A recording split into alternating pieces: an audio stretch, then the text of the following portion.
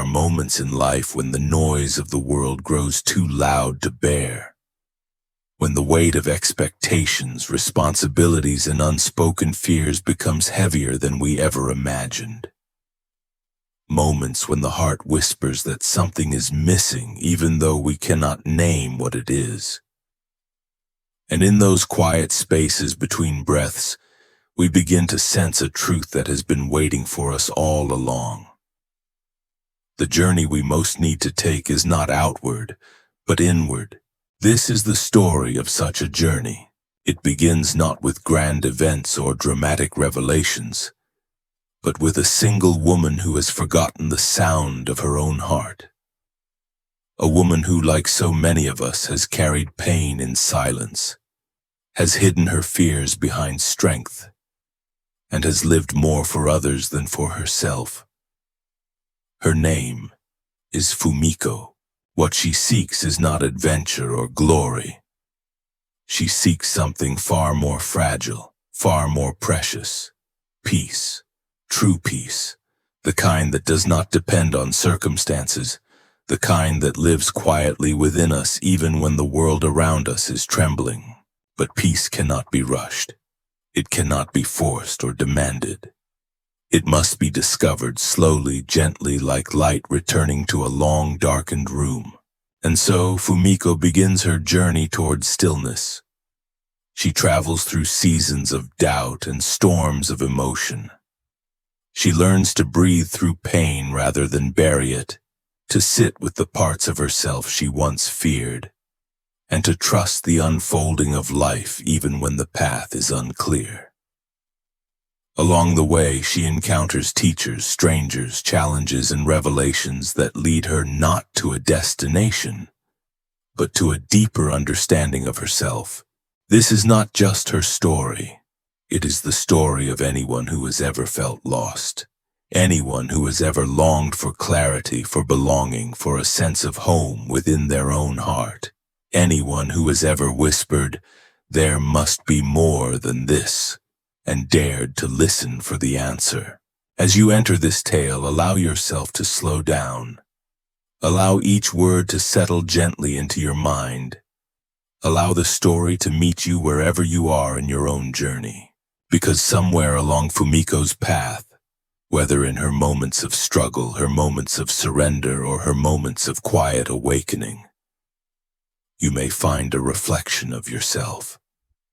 A reminder that peace is not something we chase, but something we uncover when we finally stop running. Let this story be a companion for your heart. Let it guide you toward stillness.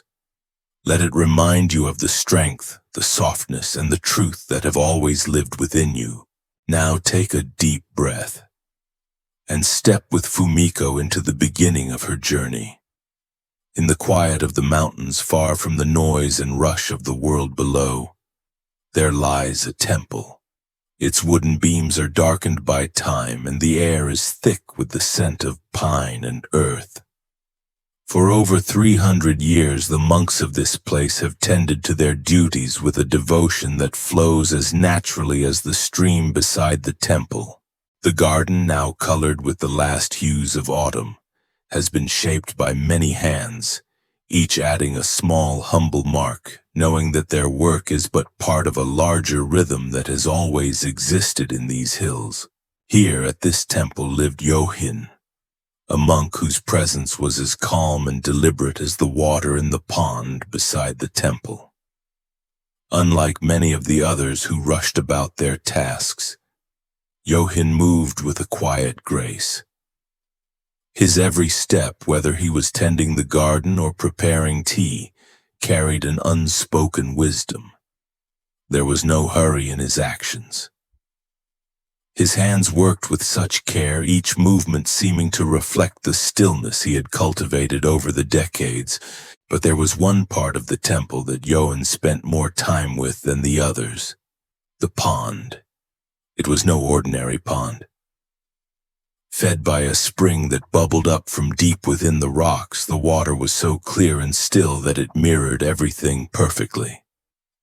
On nights when the moon was full, the reflection was so exact that visitors sometimes couldn't tell which moon was real and which was merely an image on the water's surface. It was as if the moon itself had settled into the pond, joining the trees, the sky, and the stars in perfect unity. For years, Johan had sat by this pond, not meditating in any formal way, but simply observing. There was no intention, no striving for enlightenment.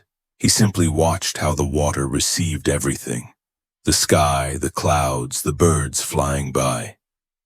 And as he watched, he began to understand something profound. The pond didn't grasp at anything. It didn't cling to the clouds or try to hold on to the birds that passed overhead. It simply reflected gently and without effort whatever came its way. One crisp autumn afternoon, as the leaves turned shades of gold and amber, an elderly woman named Fumiko arrived at the temple. Her face was lined with the marks of a lifetime of worry, her eyes shadowed by the constant strain of thinking about everything that could go wrong. Fumiko had been coming to the temple for years, but like many others, she found that peace came only when she was within its walls. The moment she returned home, the tranquility would slip through her fingers, lost to the weight of her daily concerns.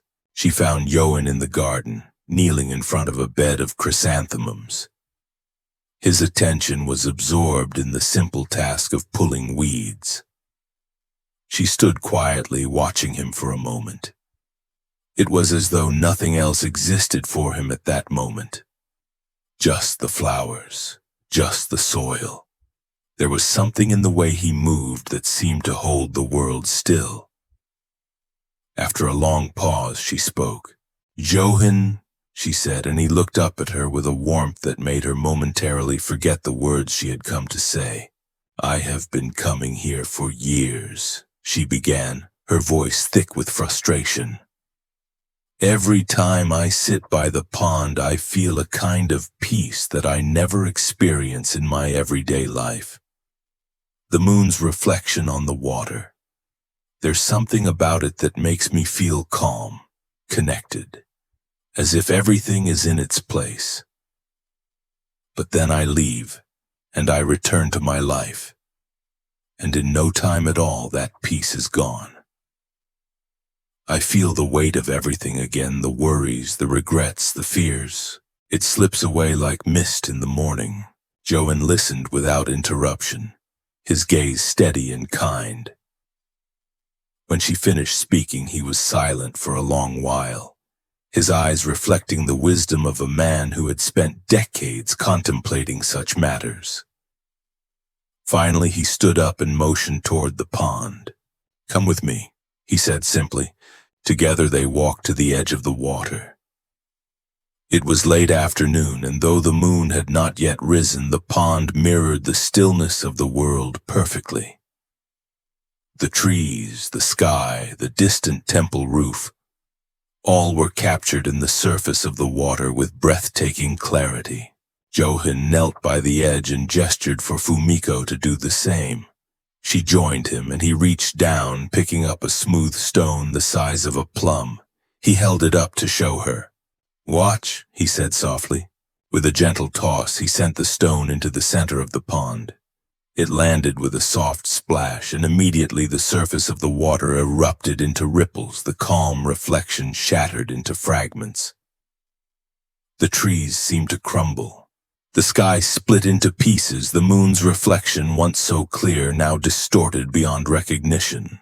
"Look," Johan said, his voice barely louder than the sound of the water shifting around them. "When the surface of the water is disturbed, the reflection breaks apart. The trees seem to shatter, the sky seems to tear into pieces, but what is actually broken?" Fumiko stared at the water, watching as the ripples slowly faded, the chaos gradually calming. The surface of the pond began to settle, the broken image of the trees and sky gradually merging into a perfect reflection once again. "The trees are still standing," Johan said. "The sky is still whole. Only the surface of the water was disturbed. Nothing in the world was actually broken. Fumiko watched in silence as the water returned to its stillness. It was as though the ripples had never happened, as if the disturbance had not touched the depth of the pond at all. In that moment, she understood something deeply. The peace she felt when she was by the pond, the calm she experienced, was not something that existed only in that place. It was something deeper, something that had always been there, waiting to be recognized. Joan's voice was gentle, yet it carried a profound truth. The storms in your life, the worries, the fears, they are like the ripples on this pond. They disturb the surface, make everything seem fragmented, chaotic. But underneath, at the depth of your being, there is stillness. There is peace. That peace is always there, even when the surface is wild. It is not something you need to carry with you. It is something that is always present, waiting to be noticed.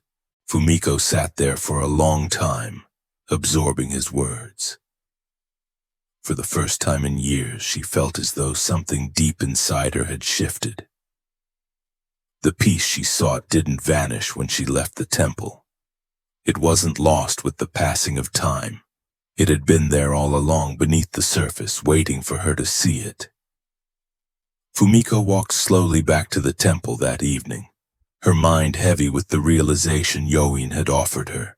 As she passed the stone pathways, the soft rustle of autumn leaves seemed to whisper something to her. It was as if the entire world around her was moving at its own pace, unaffected by the weight of her worries. The garden, the trees, and the pond, everything felt imbued with a quiet purpose that she had never noticed before.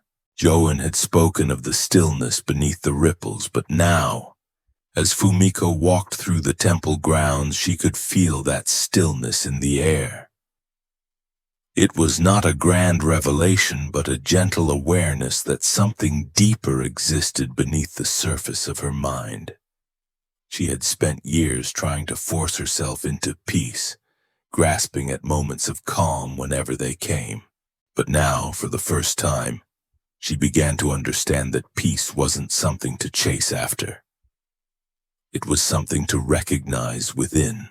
The following days passed with a new rhythm. Fumiko spent more time by the pond, sitting quietly and observing the reflections on the water. She didn't try to meditate in any formal way. There were no expectations, no pressure to find clarity.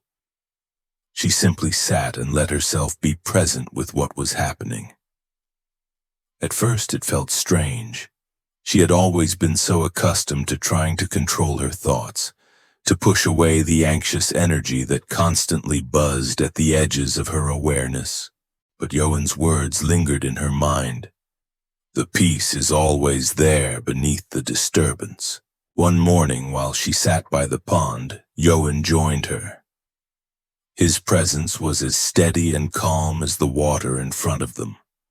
He looked at her and smiled, the same soft, knowing smile that always seemed to carry a world of understanding. "You're learning to listen," he said gently. Fumiko nodded, though she wasn't sure how to put her thoughts into words.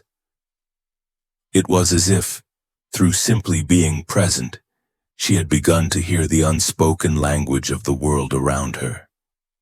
The quiet hum of the earth, the gentle sigh of the wind through the trees, the soft murmur of the water as it rippled in response to the slightest movement.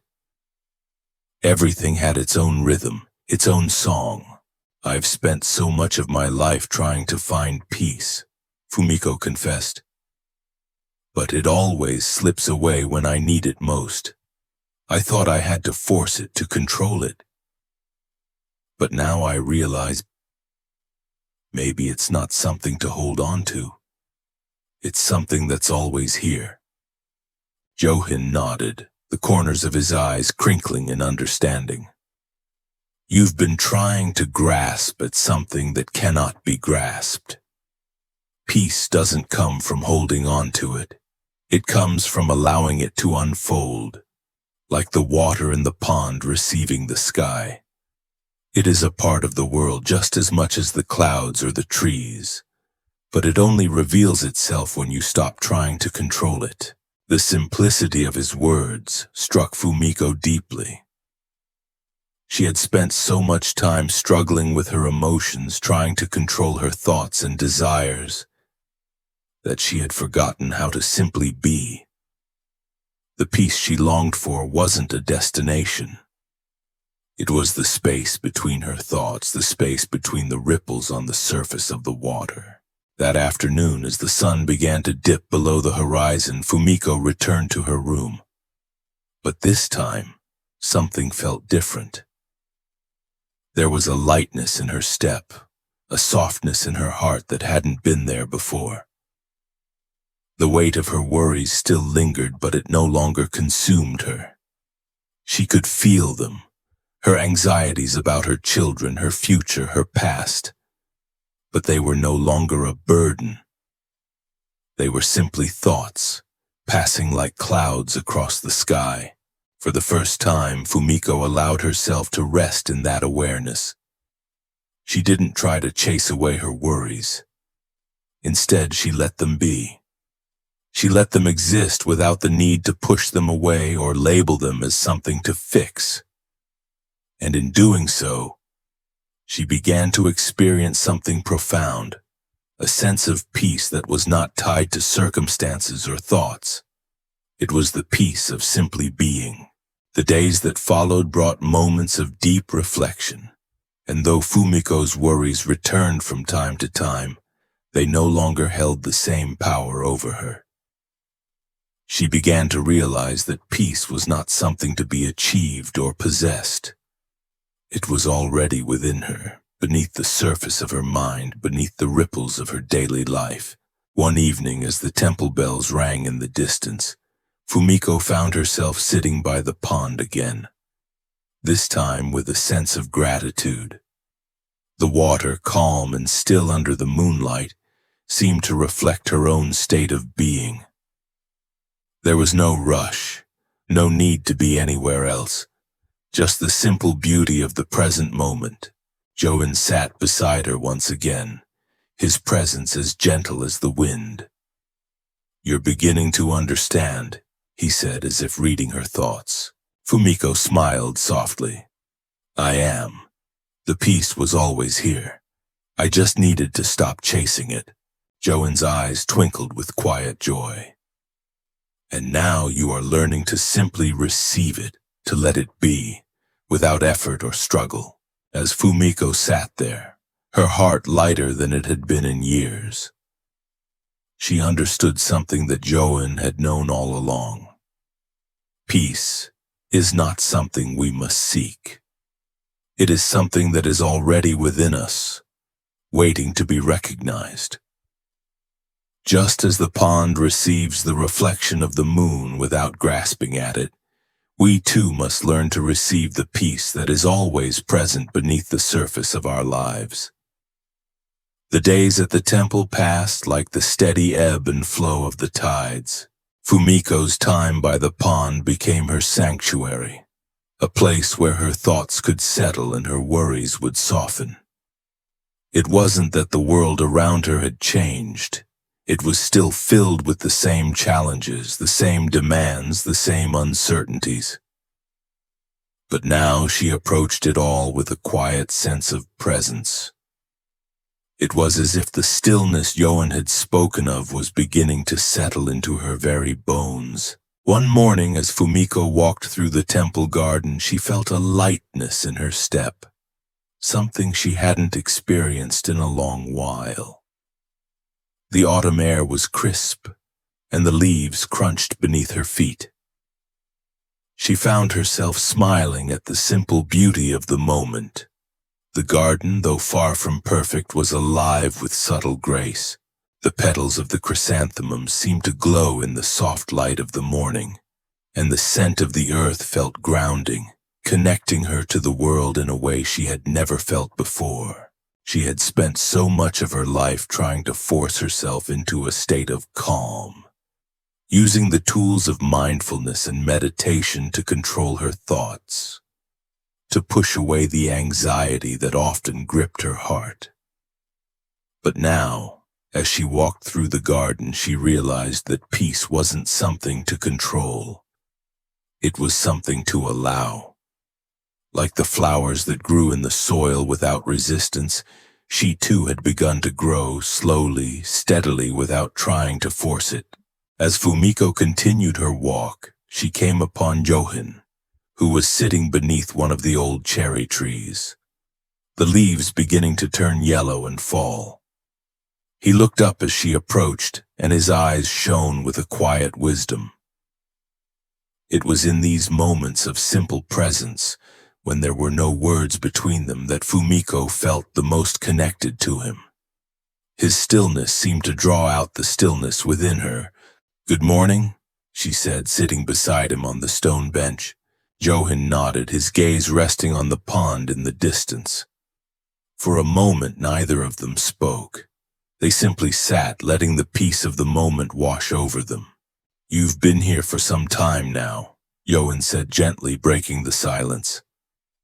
"How does it feel, this life of quiet?" Fumiko considered his question. She had been so used to living in a constant state of striving, always moving from one task to the next, one worry to the next. Even her moments of meditation had been filled with a sense of urgency, as if she were trying to achieve something rather than simply be. But now, the stillness was different. It was not a void to be filled, nor a state to be attained. It was a space in which she could simply exist, breathing, being, without the weight of expectation. "It feels like I am finally learning to breathe," she said softly. "Like I don't need to control everything. I don't need to force myself to be peaceful. I can simply allow it to be." Johan smiled, his eyes crinkling at the corners. "That is the way of the practice. Peace is not something you can grasp or possess. It is a quality of being, of allowing yourself to be here, fully present, without needing to change anything. The mind will always seek to control, to organize, to solve. But true peace comes from resting in what is just as it is." Fumiko sat in silence, letting his words sink in. She had spent so much of her life trying to fix herself, to change her emotions, to erase her worries. But the more she tried to control them, the more they seemed to resist. Now she was beginning to understand that true peace wasn't about controlling the mind or suppressing the emotions. It was about letting them flow, just as the pond received the rain without holding on to it. As she sat there, she noticed the wind picking up, rustling the leaves of the trees. The sound was soft, almost imperceptible, yet it filled the space around them. It was a reminder, a gentle nudge that everything in life was constantly shifting. The leaves fell, the wind blew, and the water flowed. And through it all, there was a quiet presence that never wavered. "The practice is not to escape life's disturbances," Johan continued. "It is to find stillness within them, to recognize that beneath the fluctuations of your thoughts and emotions there is something constant, something that is always at peace. It is like the depth of the pond. The surface may be disturbed by the wind, but the depth remains calm." Fumiko closed her eyes, allowing the sound of the wind to wash over her. It was true. The surface of her mind was often disturbed, filled with worries, desires, and distractions. But deep down, there was something else. Something still. Something that could not be shaken by the storms of life. It was as if, for the first time, she was beginning to touch that depth. After a long moment, Johan spoke again, his voice soft but filled with purpose. "The key is not to run from the disturbances, but to observe them. to watch the ripples on the surface without becoming them. When you are caught in your thoughts, remember that you are the observer. You are not your thoughts. You are the stillness beneath them. Fumiko opened her eyes and looked at Yohin, feeling a deep sense of gratitude. She had been seeking peace for so long, not realizing that it was already there beneath the layers of her mind waiting to be noticed. It wasn't about striving for it, about trying to force herself into calm. It was about recognizing that the peace was always within her, beneath the noise of her thoughts. For the rest of the morning, Fumiko walked through the temple grounds with a new sense of ease. She no longer felt the need to push against her thoughts or emotions. When worry arose, she allowed it to be.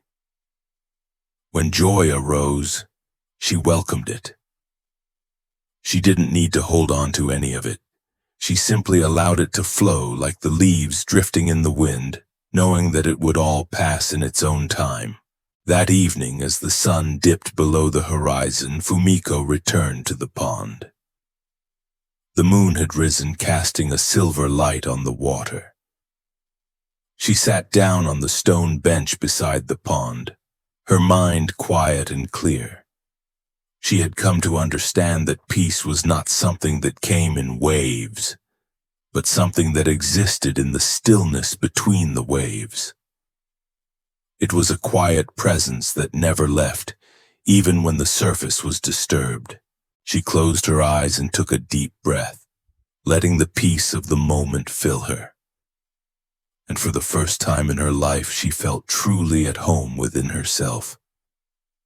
She didn't need to search for peace. She didn't need to fix anything. It was already there, waiting to be noticed. And in that moment, she understood that the path to peace was not a destination, but a journey of simply being. The weeks that followed Fumiko's quiet realization felt different. Her days unfolded with a softness that had once seemed foreign to her. There was a new ease in her movements, a new way of seeing the world that didn't require her to constantly struggle for control. She had let go of the belief that she must fix everything within herself, and in doing so, she had begun to experience a kind of freedom, a freedom she had never known in all her years of searching. One afternoon, as she sat in the temple garden, Fumiko noticed something subtle but profound. A small bird, no larger than a sparrow, was perched on the stone wall that surrounded the garden. It hopped lightly from stone to stone, its wings fluttering in small bursts of energy. Fumiko watched it for a few moments, noting how it moved with such natural ease. There was no hesitation, no worry about whether it was doing the right thing, no thought of the next step. It simply flowed from one moment to the next. As the bird flew away, Fumiko felt a gentle smile form on her lips. She hadn't realized it before, but this was how life was meant to be lived, without resistance, without fear of making mistakes or needing to control the outcome. The bird didn't question its movements. It didn't second-guess its actions. It just allowed life to move through it, with complete trust in the rhythm of the moment. This understanding washed over her in a quiet wave. For so long she had been trapped in the need to do everything perfectly, to make sure she was always in control of her emotions and thoughts. She had believed that peace came from mastering herself, from defeating her worries and desires. But now she realized that peace wasn't about controlling anything at all. It was about letting go of the need to control, about trusting the flow of life as it unfolded moment by moment. The next day, as Fumiko walked to the pond to meet Yohin, she felt a sense of lightness in her heart. The autumn air was cool against her skin, and the sound of the leaves crunching beneath her feet was a quiet reminder of the natural rhythm of the world. She paused for a moment to breathe deeply, letting the crisp air fill her lungs. There was no urgency in her steps, no thought of what was next. She was simply here, in this moment, aware of everything around her without the need to force anything. When Johan appeared by the pond, he greeted her with the same calm presence that always seemed to put her at ease. He nodded toward the water where the light from the setting sun reflected off the surface in a warm golden glow. "You seem different today," Johan said, his voice soft but observant. "What has shifted?" Fumiko smiled, feeling a sense of quiet contentment. "I think I'm finally starting to understand," she said. "Peace isn't something I can find by chasing it. It's something that's already here underneath all the noise and the struggle. I don't need to fix anything, I just need to let it be." Johan looked at her with a deep understanding. "You are learning the wisdom of flow. You are beginning to see that life does not need to be controlled. It simply needs to be lived moment by moment with an open heart and a clear mind. Just as the river flows, so too does life. It moves in its own time according to its own rhythm. Our job is not to control it, but to move with it, to allow ourselves to be carried by it." Fumiko nodded slowly, her gaze turning toward the water. The reflection of the trees danced on the surface, shifting gently with the breeze. There was no effort in the water's movement, no resistance. It simply flowed, following the contours of the earth without trying to force its way or hold on to anything. "The river doesn't struggle against the rocks," Johan continued. "It doesn't try to push them aside. It flows around them, trusting that the path will reveal itself. Life is much the same. You will encounter obstacles, you will face difficulties, but your job is not to fight them. Your job is to move with them, to let go of the need to control and trust that life will unfold as it is meant to." Fumiko's heart stirred with a quiet knowing. She had spent so much of her life trying to overcome the challenges that came her way. She had fought against her fears, her doubts, her insecurities, believing that if she could conquer them, she would finally find peace. But now she understood that peace didn't come from overcoming the obstacles. It came from learning how to flow with them. "Sometimes it feels like I'm swimming against the current," Fumiko said, her voice tinged with a hint of sadness. "I try so hard to control my thoughts, my emotions, but no matter how much I try, it never feels like enough." Joan's gaze was steady and kind. "You are not meant to swim against the current, Fumiko. You are meant to swim with it. The current is not your enemy. It is life itself guiding you toward what you need to learn. When you stop struggling against it, you will find that it carries you where you need to go." Fumiko sat quietly, absorbing his words. There was something liberating about the idea of letting go of control. The pressure she had placed on herself to be perfect, to have all the answers, suddenly felt unnecessary. She could allow herself to be human, to make mistakes, to not have everything figured out. In fact, it was in this very letting go that she would find the peace she had been searching for. For the rest of the evening, Fumiko and Joan sat in silence, watching the light fade from the sky and the first stars begin to twinkle above them. There was no need for words. The stillness between them spoke more than any conversation could. In that quiet moment, Fumiko realized that the peace she sought was not a destination, but a journey. It was the act of letting go, of surrendering to life as it was, without resistance. The next day, Fumiko returned to the temple garden. She no longer felt the need to rush through her tasks, to hurry from one thing to the next. She moved through the day with a quiet presence, allowing herself to simply be. And as she did, she felt the flow of life around her, like the river, like the wind, like the water in the pond. It wasn't always easy. There were still moments of doubt, still moments when old patterns of control and resistance would rise to the surface. But now, Fumiko knew what to do. She didn't need to fight against them, she just needed to let them be, to allow them to flow through her without becoming them. And in that simple act of acceptance, she found peace. Not in the absence of challenges, but in her ability to move with them, to flow with the river of life. The temple was quieter than usual, the kind of quiet that seemed to permeate everything, from the rustling leaves in the trees to the distant hum of the village below. The sky, stretching in soft shades of blue, held a quiet majesty that Fumiko had come to appreciate in a way she never had before. She had learned to listen to the silence, to feel its deep presence beneath the noise of her thoughts. Fumiko had also come to realize that the temple, with its centuries-old walls and serene gardens, was more than just a place of meditation.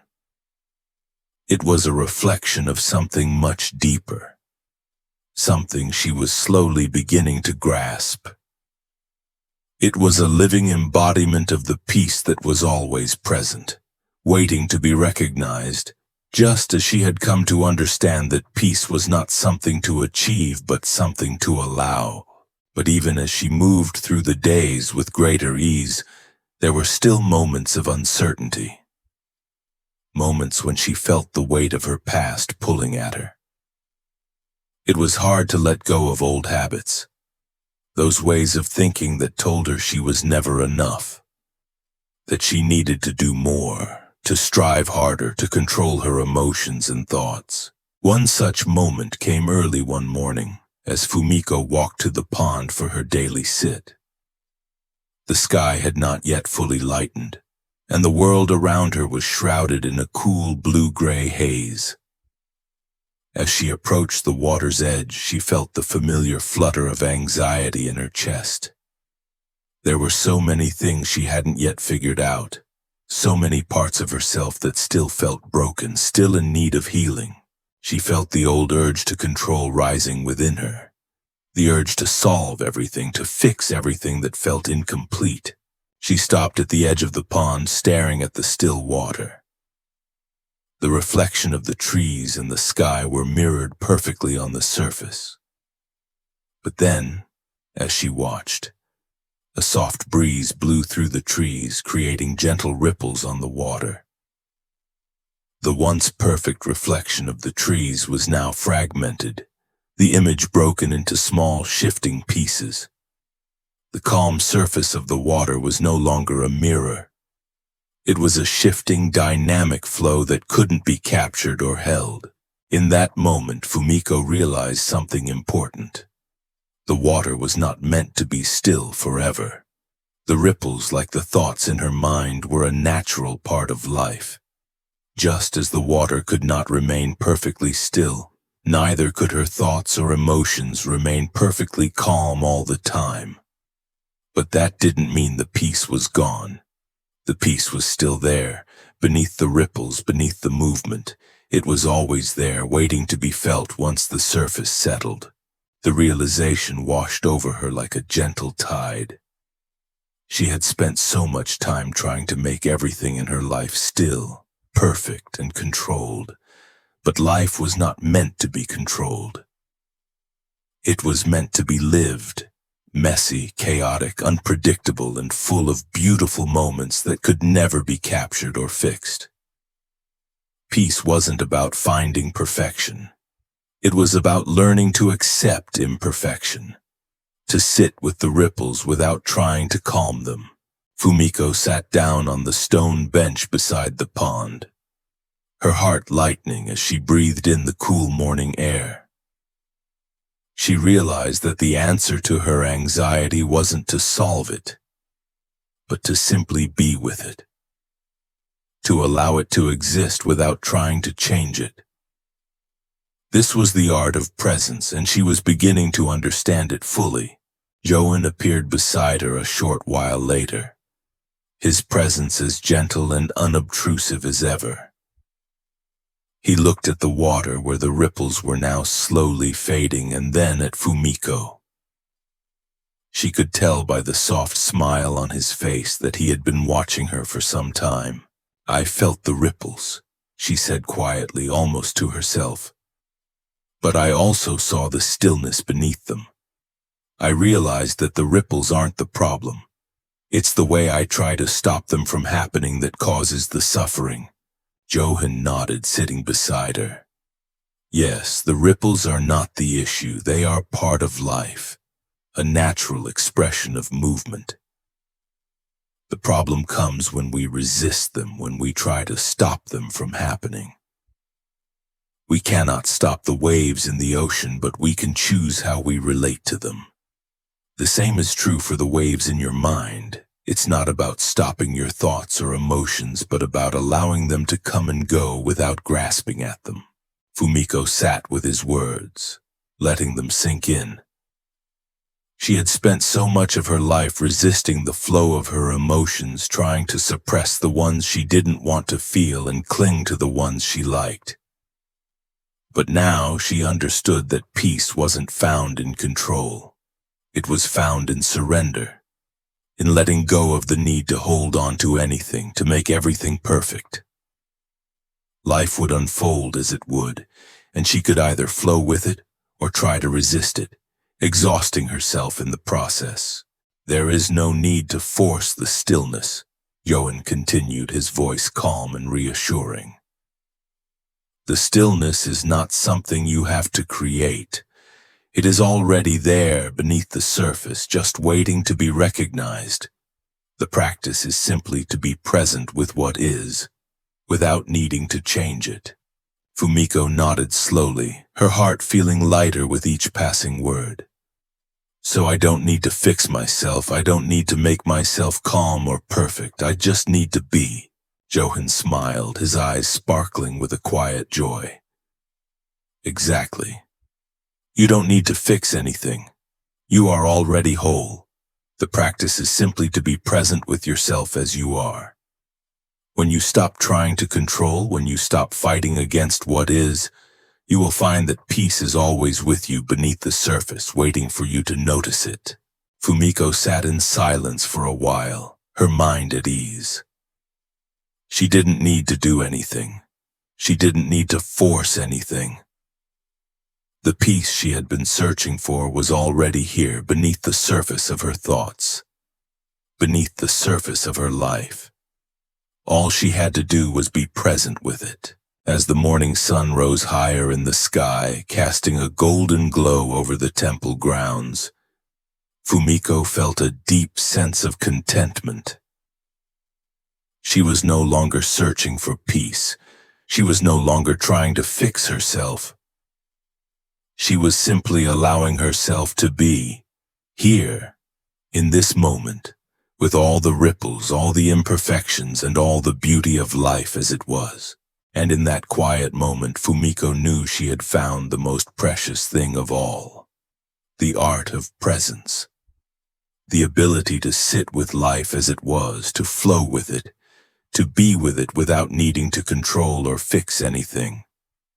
It was simple, yet profound, and it was enough. As the days continued to pass in the peaceful rhythm of temple life, Fumiko found herself feeling lighter, more at ease with each passing moment. The anxiety that had once gripped her heart so tightly now seemed to hover in the background, like distant clouds that appeared on the horizon but never fully blocked the sun. It was as though she had learned to let go of the need to control, to force things to be different. She simply allowed them to be, and in doing so, she discovered something extraordinary. Life, with all its unpredictability, was inherently beautiful in its imperfection. One afternoon, Fumiko took a walk along the temple's stone paths, her footsteps slow and deliberate, as if the earth itself were guiding her. The autumn leaves, now in their final stages of color, carpeted the ground in shades of red and gold. There was a certain magic in the air, a quiet beauty that spoke directly to her heart. It wasn't just the stillness of the surroundings, it was the stillness that she now carried within herself. As she walked, her thoughts turned to the people in her life. For so long she had believed that in order to have meaningful relationships, she needed to fix them. Whether that meant controlling her emotions in conversations, managing expectations, or trying to always be the right kind of person. She had been so focused on shaping herself into someone who was acceptable to others that she had lost sight of the simple truth. True connection came from being present, from allowing others to be as they were without judgment or expectation. This insight came to her quietly, almost like a breeze that had always been there, but only now, in the stillness, was she able to feel it. It wasn't just her own peace she needed to find. It was the peace that came from accepting others just as they were. People, she realized, weren't perfect.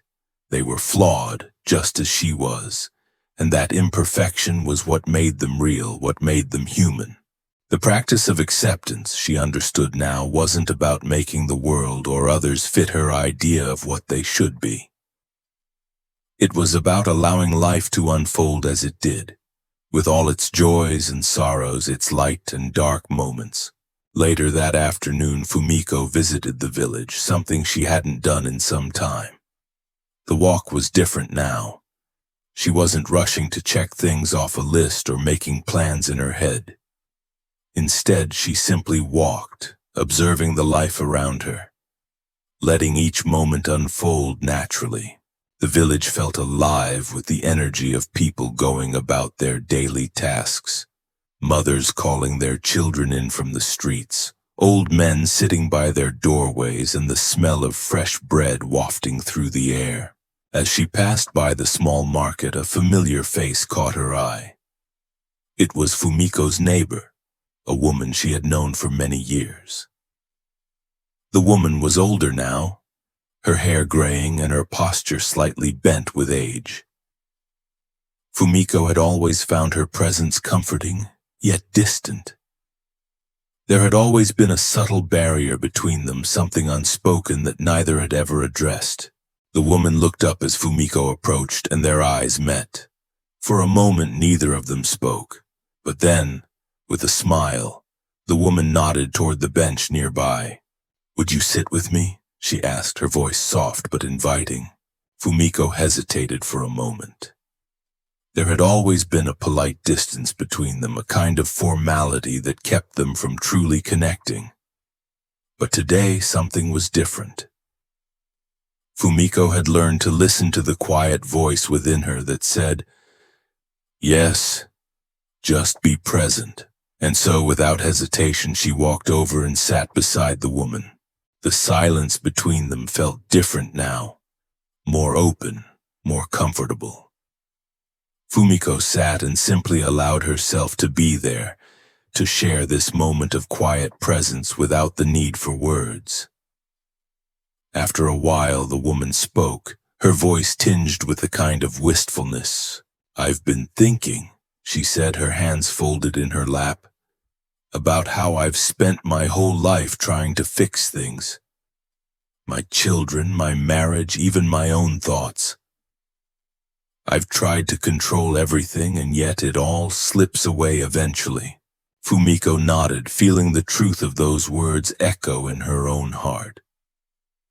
She had spent so many years doing the same, trying to control the world around her, believing that her worth was tied to her ability to manage it all.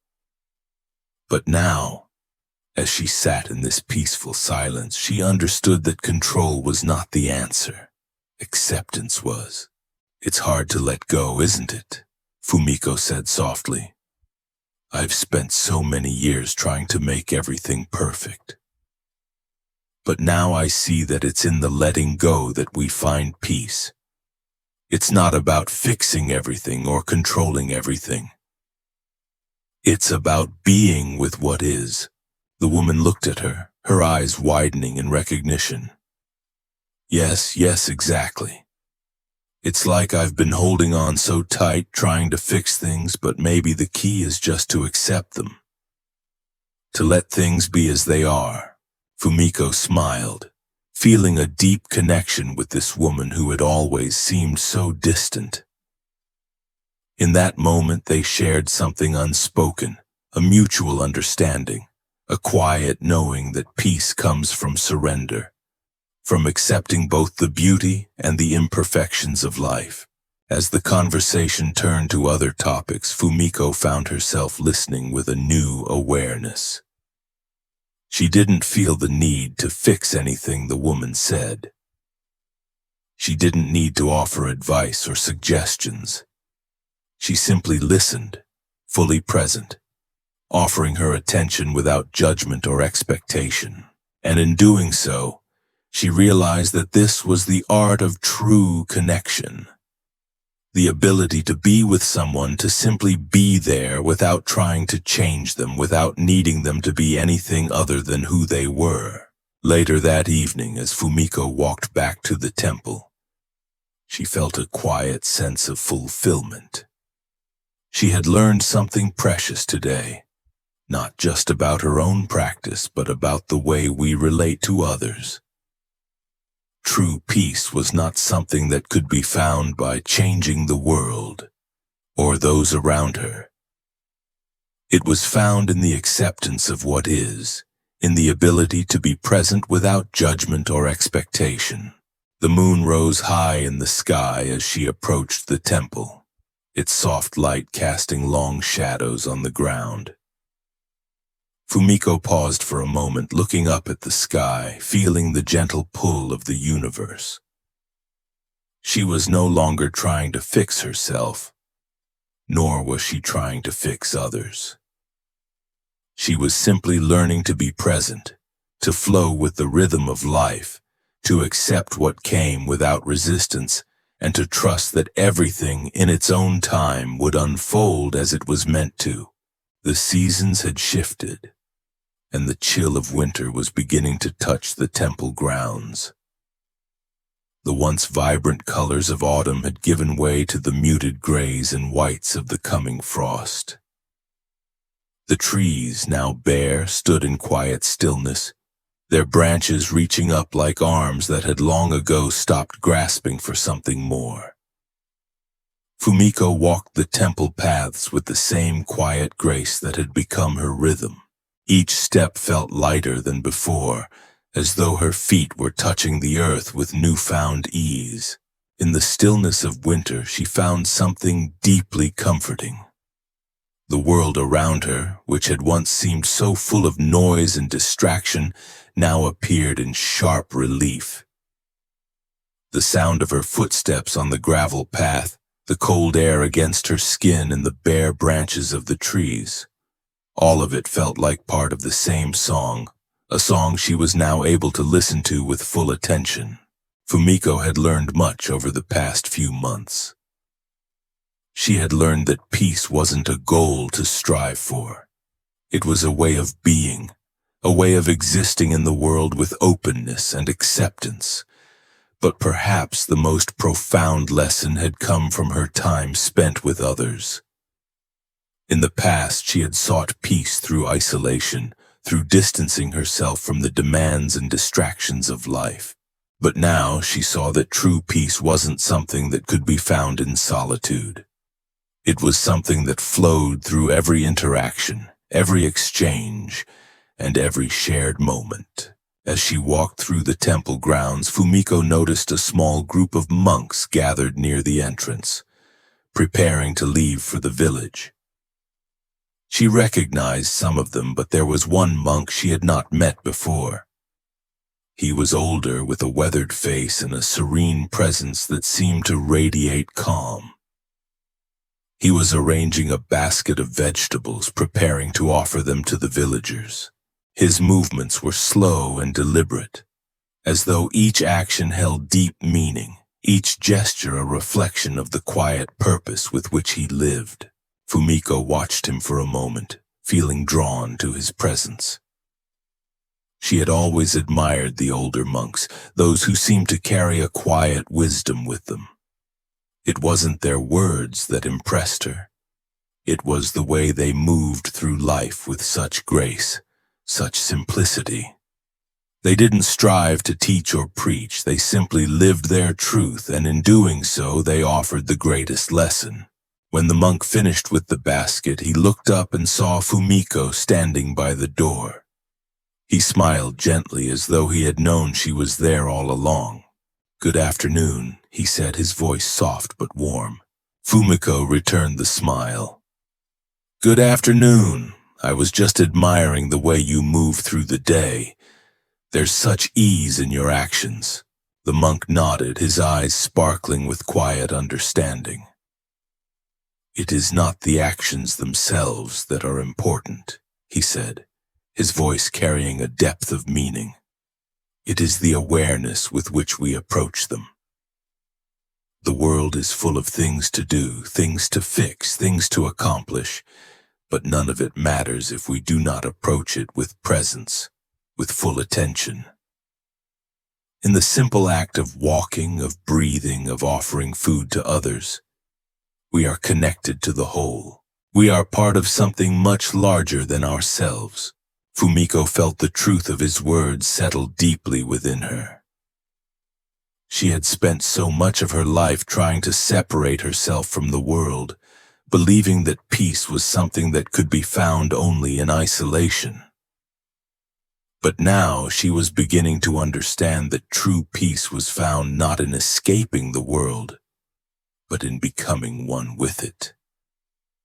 The world in all its messiness and complexity was not something to be feared or controlled. It was something to be embraced, to be met with presence and acceptance. "I see now," Fumiko said softly, "that peace isn't something I need to find in solitude. It's something that exists in every moment, in every action, in every interaction. The trick is simply to be present with it." The monk nodded, a serene smile spreading across his face. "Exactly. When we are fully present, we see that everything is interconnected. Every breath we take, every step we make is part of the same fabric of life. It is all one. There is no separation between ourselves and the world. The peace we seek is not something that is out there. It is here within us in every moment." Fumiko stood in silence for a moment, taking in his words. The simplicity of the message struck her deeply. She had spent so many years trying to separate herself from the world, believing that peace came from detachment. But now, she was beginning to see that true peace came from connection, from embracing the world as it was, with all its imperfections, and recognizing that she was not separate from it. She was part of it. She was part of the same flow of life that connected everything, trees, mountains, people, and the earth itself. As the monk gathered the basket of vegetables and began to walk toward the village, Fumiko followed behind him, feeling a sense of unity with everything around her. The path they walked seemed to widen, and the world around her seemed to open up in a way it never had before. There was no longer a need to struggle against life. There was only the gentle flow of being, of moving with the world rather than against it. When they reached the village, Fumiko felt the warmth of the community around her. The villagers greeted the monk with smiles, offering their thanks for the food he had brought. And as Fumiko stood there witnessing the exchange, she felt a deep sense of belonging. She realized that peace wasn't something that could be found in solitude or in the absence of others. It was something that arose in connection, in the shared moments of life that bound us all together. Later that evening, as Fumiko sat by the temple fire, she thought about the monk's words. She had come to understand that the practice of peace was not about retreating from the world. It was about engaging with it fully, with presence and openness. The more she allowed herself to be part of the flow of life, the more she experienced its inherent peace. The fire crackled softly, casting warm shadows on the walls. Fumiko closed her eyes, feeling the warmth of the flames against her skin. She had spent so much of her life searching for something outside herself, believing that peace was something to be achieved, something to be found. But now she realized that peace wasn't something outside of her at all. It was here, within her, in every moment waiting to be recognized. As she sat in the stillness, she understood that the unity the monk had spoken of was not just a concept. It was a living truth. It was the truth of being part of the world, part of the flow of life, part of everything.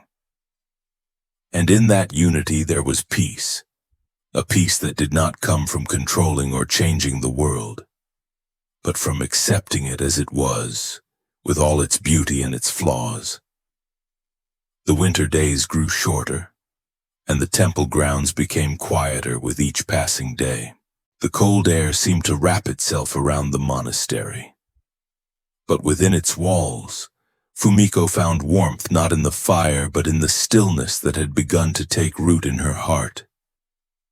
It was as though the cold, crisp air outside was a reminder of the quiet strength she was learning to cultivate within. Every day she sat by the pond, meditated in the garden, and moved through the tasks of her life with the quiet confidence of someone who had come to understand that peace was not something to attain. It was something to embody. Though the temple was far from the chaos of the outside world, Fumiko had begun to notice a subtle shift within herself. The peace she had been seeking was no longer an elusive concept to grasp. It was something she had begun to live. In the simplest moments, whether she was folding the robes in the temple laundry or sweeping the path, she was learning to be fully present. She didn't try to escape her thoughts or push her emotions aside. Instead, she accepted them as they came, knowing that they were part of the flow of life, not something to be feared or resisted. One morning, as Fumiko sat by the pond, a sense of calm washed over her. The water was still, the surface reflecting the pale blue sky above. For a long time, she simply sat, watching the world around her without needing to label it or judge it. The birds fluttered in the trees, the leaves rustled gently in the breeze, and everything moved in its own rhythm. It was as if, for that moment, the entire world had slowed down, allowing her to catch up with the present. The sun was rising higher in the sky when Yoan appeared, as he often did, with a quiet presence. He stood by the pond, his hands clasped behind his back, his eyes reflecting the same peaceful stillness that Fumiko had come to admire. "You seem more at ease these days," Yoan remarked, his voice soft and kind. Fumiko smiled, feeling the truth of his words resonate within her. "I am," she said. "I think I'm beginning to understand that peace isn't something to find. It's something to be. It's always been here beneath the surface of my thoughts." Yoan nodded, a glimmer of approval in his eyes.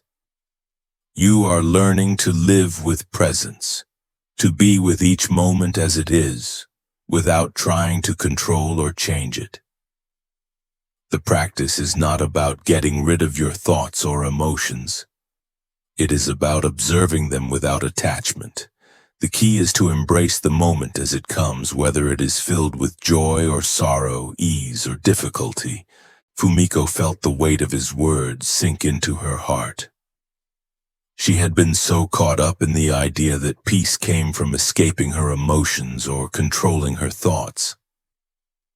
But now, she was learning to simply observe them as they arose, like clouds passing through the sky. There was no need to hold on to any of them. They were all part of the dance of life. That afternoon, as Fumiko worked in the temple kitchen, she found herself preparing a simple meal for the other monks. The routine of chopping vegetables, stirring the pot, and setting the table felt grounding. There was no hurry, no sense of urgency. She moved through each task with the same quiet attention she had cultivated during her meditations. And as she worked, she began to notice something. The meal, in its simplicity, became a kind of meditation itself. Each movement was deliberate, each action a moment of connection with the present. As Fumiko set the table and served the meal, she found herself sharing a moment of quiet communion with the other monks. There was no need for elaborate conversation or explanation. They ate in silence, savoring the food, appreciating the simplicity of the moment. And in that silence, Fumiko realized that she had come to understand something deeper. Peace wasn't just about being still in the quiet moments.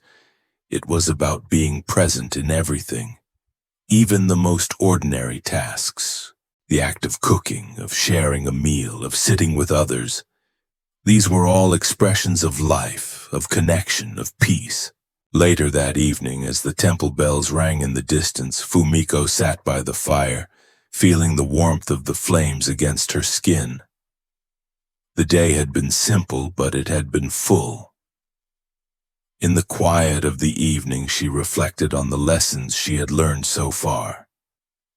She had come to understand that peace wasn't something she needed to chase or control. It was something she could simply be, and it was in the quiet acceptance of each moment, no matter what it brought, that she found her true sense of peace. But even as she sat by the fire, Fumiko felt the familiar stirrings of restlessness within her.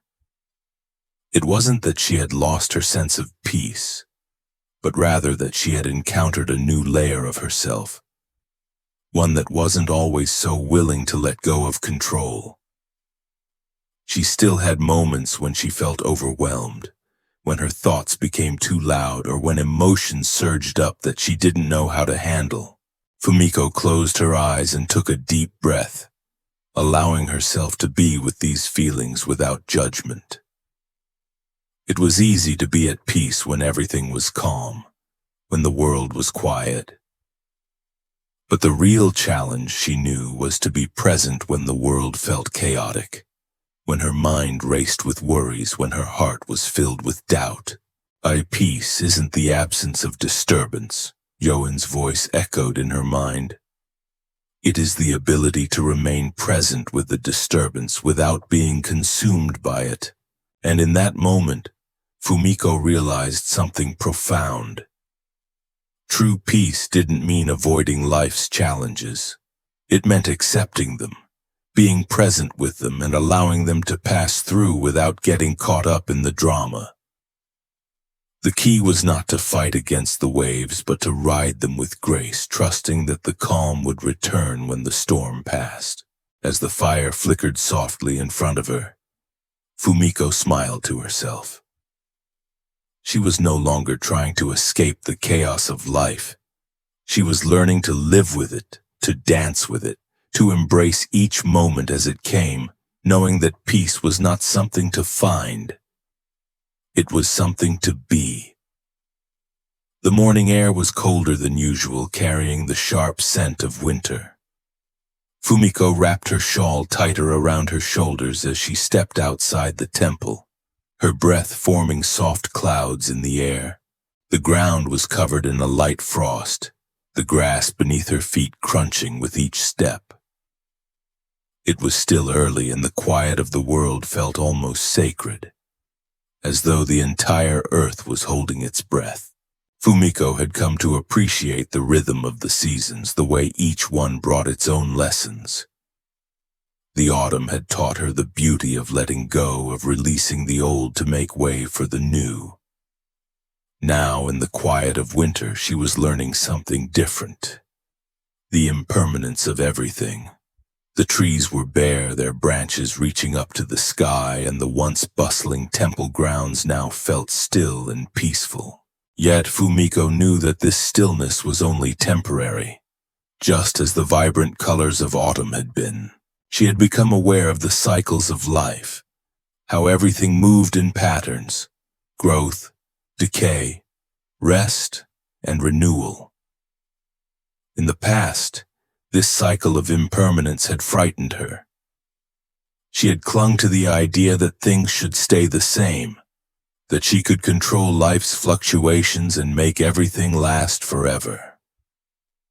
But now she saw things differently. The impermanence of life wasn't something to fear. It was something to embrace. Fumiko paused at the edge of the pond, looking out at the water, which was still and silent in the early morning light. The reflection of the trees, now barren of leaves, rippled softly in the water, and she could see the frost clinging to the edges of the stone path. Everything was in transition. The world around her was constantly changing, and for the first time she felt at peace with that. Her thoughts drifted to the lessons she had learned from Join, who had spoken of the importance of presence, not just in moments of calm, but in moments of change, of uncertainty. Life would always be in flux. It wasn't meant to be fixed or controlled. Instead, it was meant to be experienced fully, in its ever-shifting form.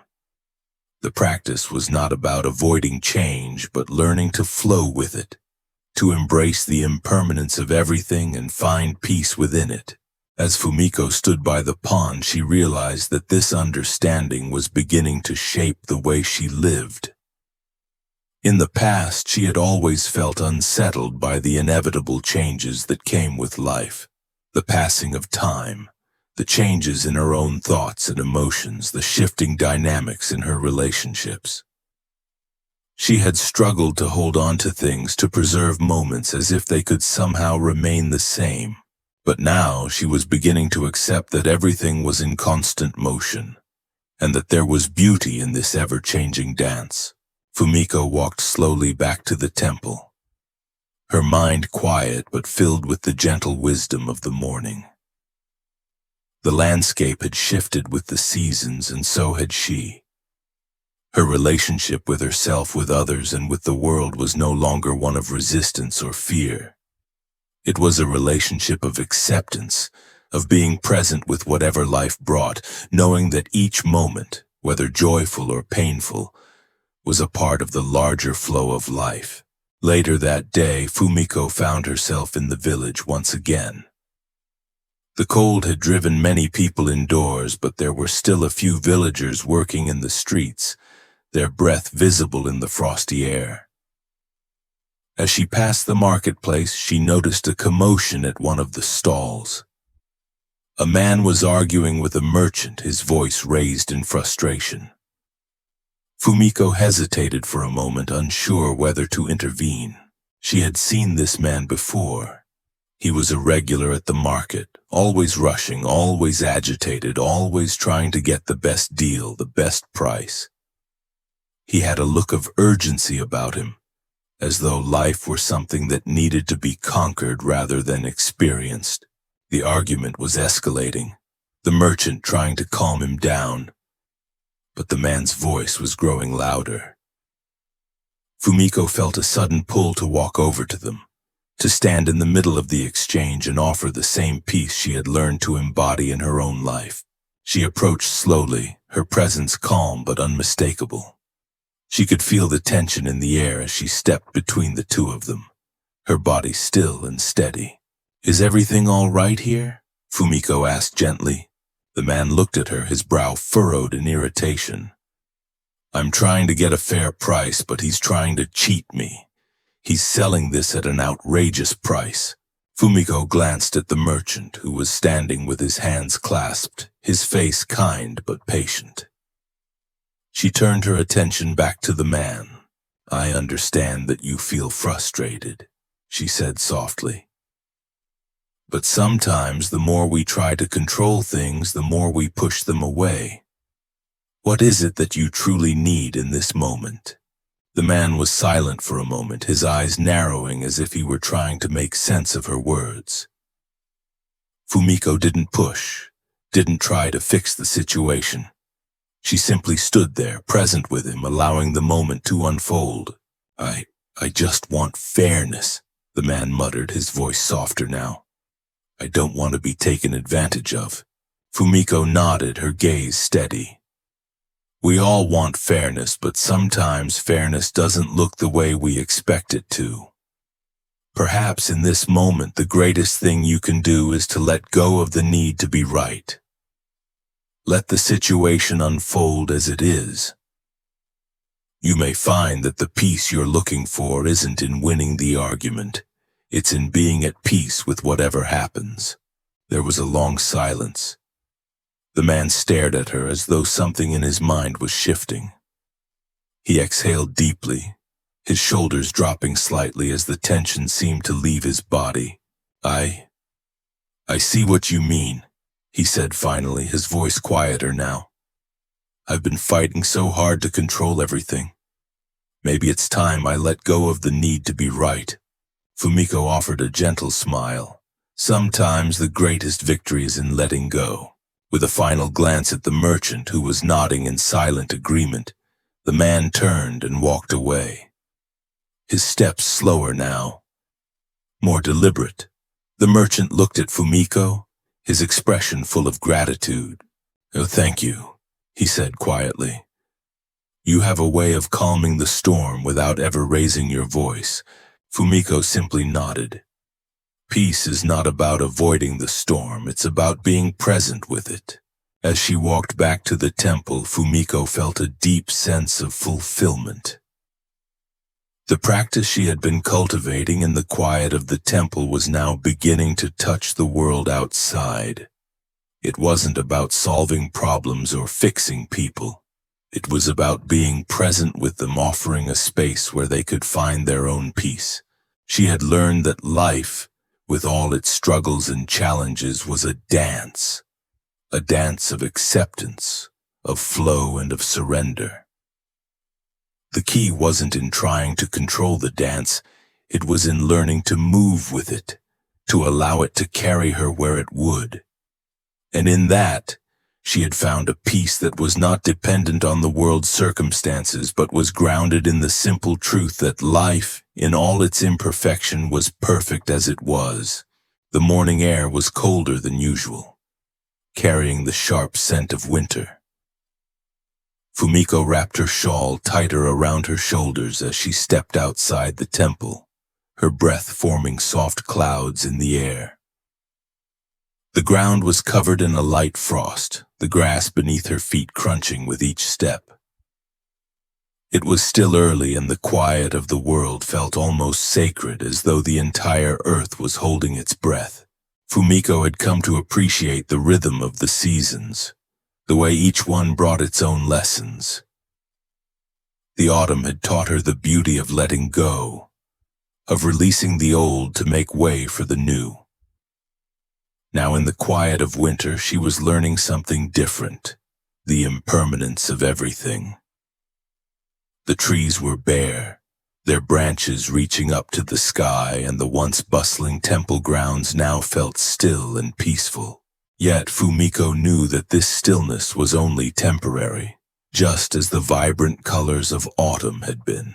She had become aware of the cycles of life, how everything moved in patterns.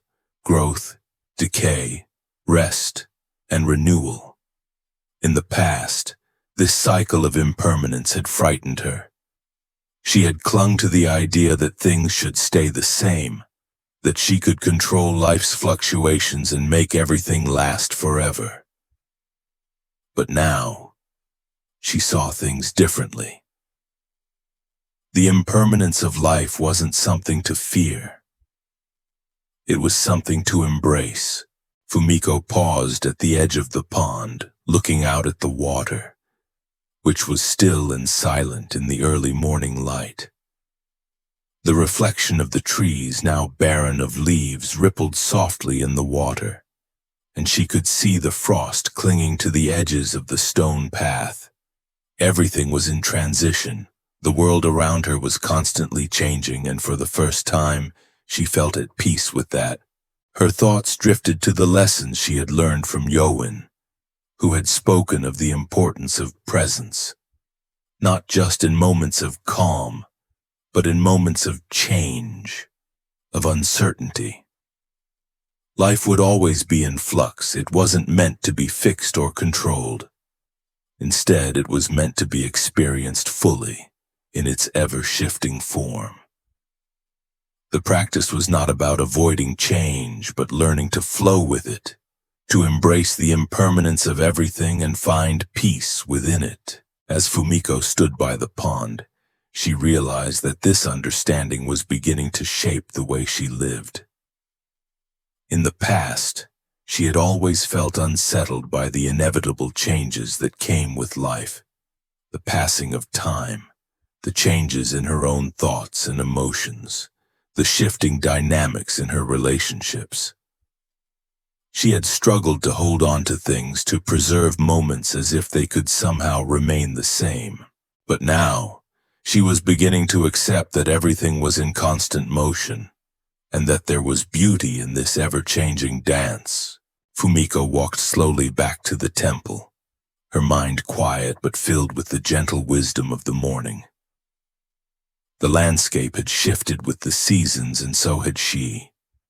Her relationship with herself, with others, and with the world was no longer one of resistance or fear.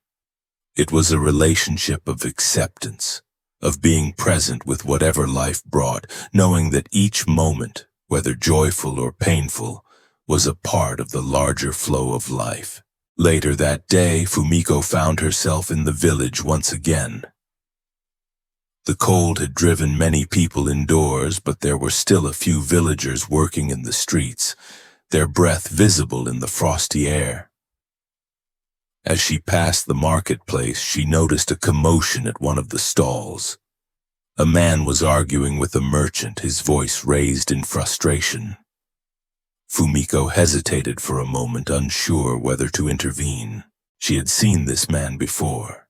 He was a regular at the market, always rushing, always agitated, always trying to get the best deal, the best price.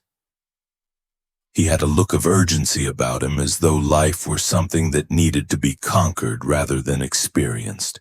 The argument was escalating, the merchant trying to calm him down, but the man's voice was growing louder.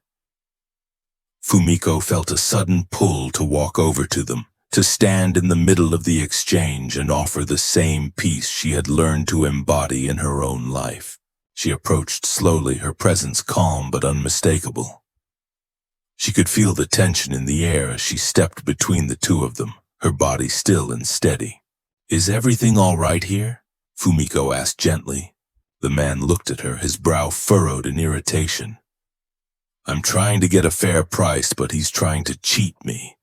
He's selling this at an outrageous price." Fumiko glanced at the merchant, who was standing with his hands clasped, his face kind but patient. She turned her attention back to the man. "I understand that you feel frustrated," she said softly. "But sometimes the more we try to control things, the more we push them away. What is it that you truly need in this moment?"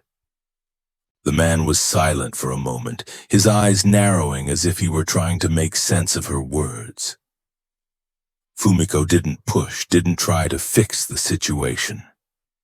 She simply stood there, present with him, allowing the moment to unfold. I just want fairness," the man muttered, his voice softer now. "I don't want to be taken advantage of." Fumiko nodded, her gaze steady.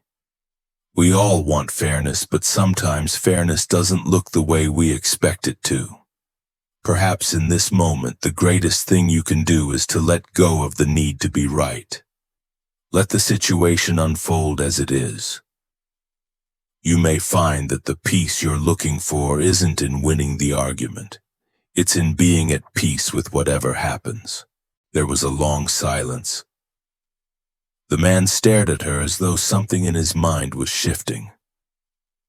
He exhaled deeply, his shoulders dropping slightly as the tension seemed to leave his body. I see what you mean, he said finally, his voice quieter now.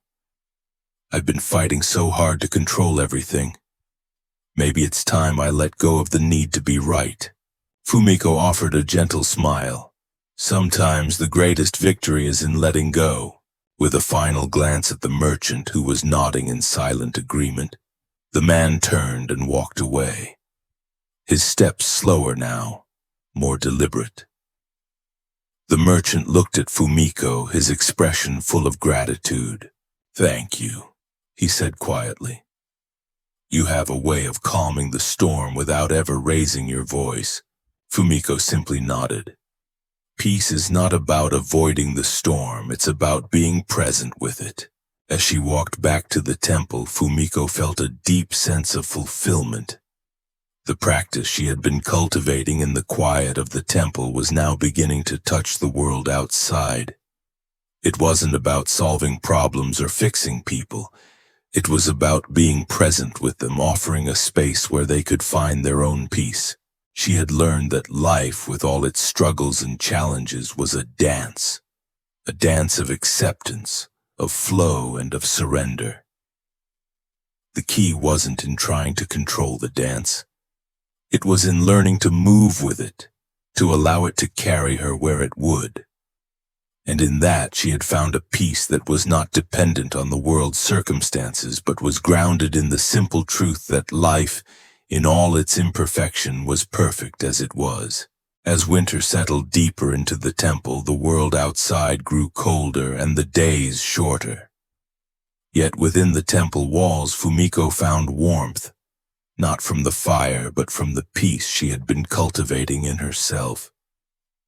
The rhythm of daily life had become a dance of acceptance, a steady flow between the moments of stillness and the movements of the world. She had learned to meet each day with a quiet awareness, embracing whatever came, whether it was a moment of joy or a challenge that required her attention. One crisp morning, Fumiko stood in the doorway of the temple, looking out at the snow-covered landscape. The world was still, the air thick with the silence of winter.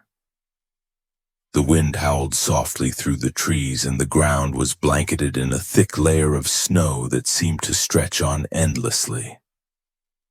It was in these moments of stillness that Fumiko felt closest to the truth of her practice. The silence of the world reflected the silence within her, a silence that was not empty but full of presence, full of life. As she walked down the path toward the garden, Fumiko felt a sense of deep gratitude for the simplicity of this moment. The sun had barely risen, casting a soft golden light over the temple grounds. There was no rush, no urgency to be anywhere. She moved slowly, taking in the quiet beauty of the morning, feeling the cold air against her skin and the crunch of the snow beneath her feet. The lesson of the seasons had never felt clearer. Winter, with its starkness and stillness, reminded Fumiko of the necessity of rest, of surrender, of embracing the quiet moments in between the busy seasons of life. It wasn't just about the external world. It was about the internal landscape, the ebb and flow of emotions, the quiet spaces between thoughts, the moments of calm within the chaos. As Fumiko continued her walk, she noticed a figure in the distance, standing near the entrance to the village. It was a young woman, perhaps in her late 20s, with her head bowed and her shoulders hunched against the cold. There was something about her that caught Fumiko's attention. The way she stood, as if burdened by the weight of something unseen, spoke to Fumiko in a way that was difficult to describe. Fumiko approached her slowly, her steps measured and gentle. As she drew closer, she could see the woman's face more clearly. Her eyes were downcast, her brow furrowed in concentration. But there was a deep sadness in her expression that made Fumiko pause. "Are you all right?" Fumiko asked softly, her voice warm and inviting. The woman looked up, startled by the gentle voice. For a moment there was hesitation in her eyes, a flicker of uncertainty. But then, as though drawn by something unspoken, she met Fumiko's gaze. I'm not sure," the woman said, her voice shaky. "I've been struggling for some time. It feels like everything is falling apart and I don't know how to fix it." Fumiko nodded, her heart opening with compassion. She had been there before. The feeling of being overwhelmed, of carrying a burden too heavy to bear, of believing that peace could only come if everything was fixed. But now, she knew that peace was not about fixing everything. It was about accepting everything, even the pain and the struggle, without judgment or resistance. You don't need to fix anything," Fumiko said, her voice soft but firm. "You don't need to carry the world on your shoulders. Sometimes the greatest act of compassion is to simply be with yourself, to allow yourself to feel what you feel without trying to change it." The woman's eyes filled with tears, and Fumiko could feel the weight of her sorrow, as if it were a burden too great to carry alone. For a moment neither of them spoke. They simply stood there, two souls in the cold, silent world sharing a moment of connection. Fumiko placed a gentle hand on the woman's shoulder. "You don't have to face this alone," she said quietly. "It's okay to feel lost. It's okay to feel uncertain. You are not broken. You are whole, just as you are." The woman looked up at her, the tears in her eyes slowly fading as a sense of peace began to settle in. She seemed to relax into the moment, the tension in her body easing as she took a deep breath. "I've been so afraid," the woman whispered, "afraid that if I let go everything will fall apart, but now I see that letting go is the way through." Fumiko nodded, a sense of understanding passing between them. Letting go doesn't mean giving up. It means allowing life to flow through you without resistance. It means trusting that, even in the hardest moments, you are supported by the flow of life itself. You don't need to hold on so tightly. Everything will unfold as it is meant to. The woman smiled, a small but genuine smile. "Thank you," she said softly. "I think I can breathe again." Fumiko smiled back, feeling a deep sense of fulfillment. This was the essence of her practice, not to fix or change, but to be present with others in their suffering, to offer compassion and acceptance without trying to make it go away. The peace she had found within herself was not meant to be kept for herself alone. It was meant to be shared, to ripple out into the world, touching the lives of others in ways that words could never fully express. As Fumiko continued her walk back to the temple, she felt a sense of gratitude for the moment of connection she had shared with the young woman. It was a reminder that peace wasn't something to hold on to or keep in isolation. It was something that grew when it was shared, when it was given freely to others. The ripples of compassion spread far and wide, just as the ripples on the pond spread across the surface, touching everything in their path. Later that evening, as Fumiko sat by the fire in the temple, the warmth of the flames casting flickering shadows on the walls, she reflected on the day. She had learned that peace and compassion were not separate. They were intertwined, flowing together like the river and the sky. By being present with others, by allowing them to be as they were, she was not only offering them peace, but also deepening her own practice. Every moment of compassion, every moment of presence was a chance to embody the peace that was always available to her. And in that simple, quiet truth, Fumiko felt a deep sense of connection to the people around her, to the world, and to herself. She was not alone. She was part of something much larger, something that flowed through all of them, uniting them in their shared humanity. In that unity there was peace. Spring had begun to make its subtle entrance into the world. The hard, frozen earth was beginning to soften, and the first buds of green were poking through the ground, reaching for the light. Fumiko walked along the temple grounds one morning, watching the slow transformation of the landscape around her. The air was fresher now, and there was a sense of new life in the world. The birds had returned, and the faint sound of their songs filled the air, a gentle reminder of the cyclical nature of life. As the days grew warmer, Fumiko found herself feeling more connected to the world outside the temple. Her daily practice of presence had become second nature. Each moment of her life was now an opportunity to be fully awake, fully aware. She had learned to embrace the flow of life, both its calm and its chaos, with a quiet acceptance. She knew that peace wasn't something to strive for or achieve, it was something to live. But as much as Fumiko had grown, there were still moments when life challenged her in ways that tested her understanding. One such moment came one early afternoon as Fumiko was walking through the village, her steps slow and reflective. She had just finished her chores at the temple and had decided to take a walk, enjoying the warmth of the sun on her face and the promise of spring in the air. As she walked along the village street, she noticed a commotion ahead. A crowd had gathered near the edge of the market square, their voices rising in agitation. Fumiko's heart skipped a beat, and she instinctively quickened her pace, curious to see what was happening. When she reached the center of the gathering, she saw that a man and a woman were in the midst of a heated argument. The man was shouting angrily, his face red with frustration, while the woman stood with her arms crossed, her body tense. It was clear that this wasn't a simple disagreement. It was something deeper, something more painful.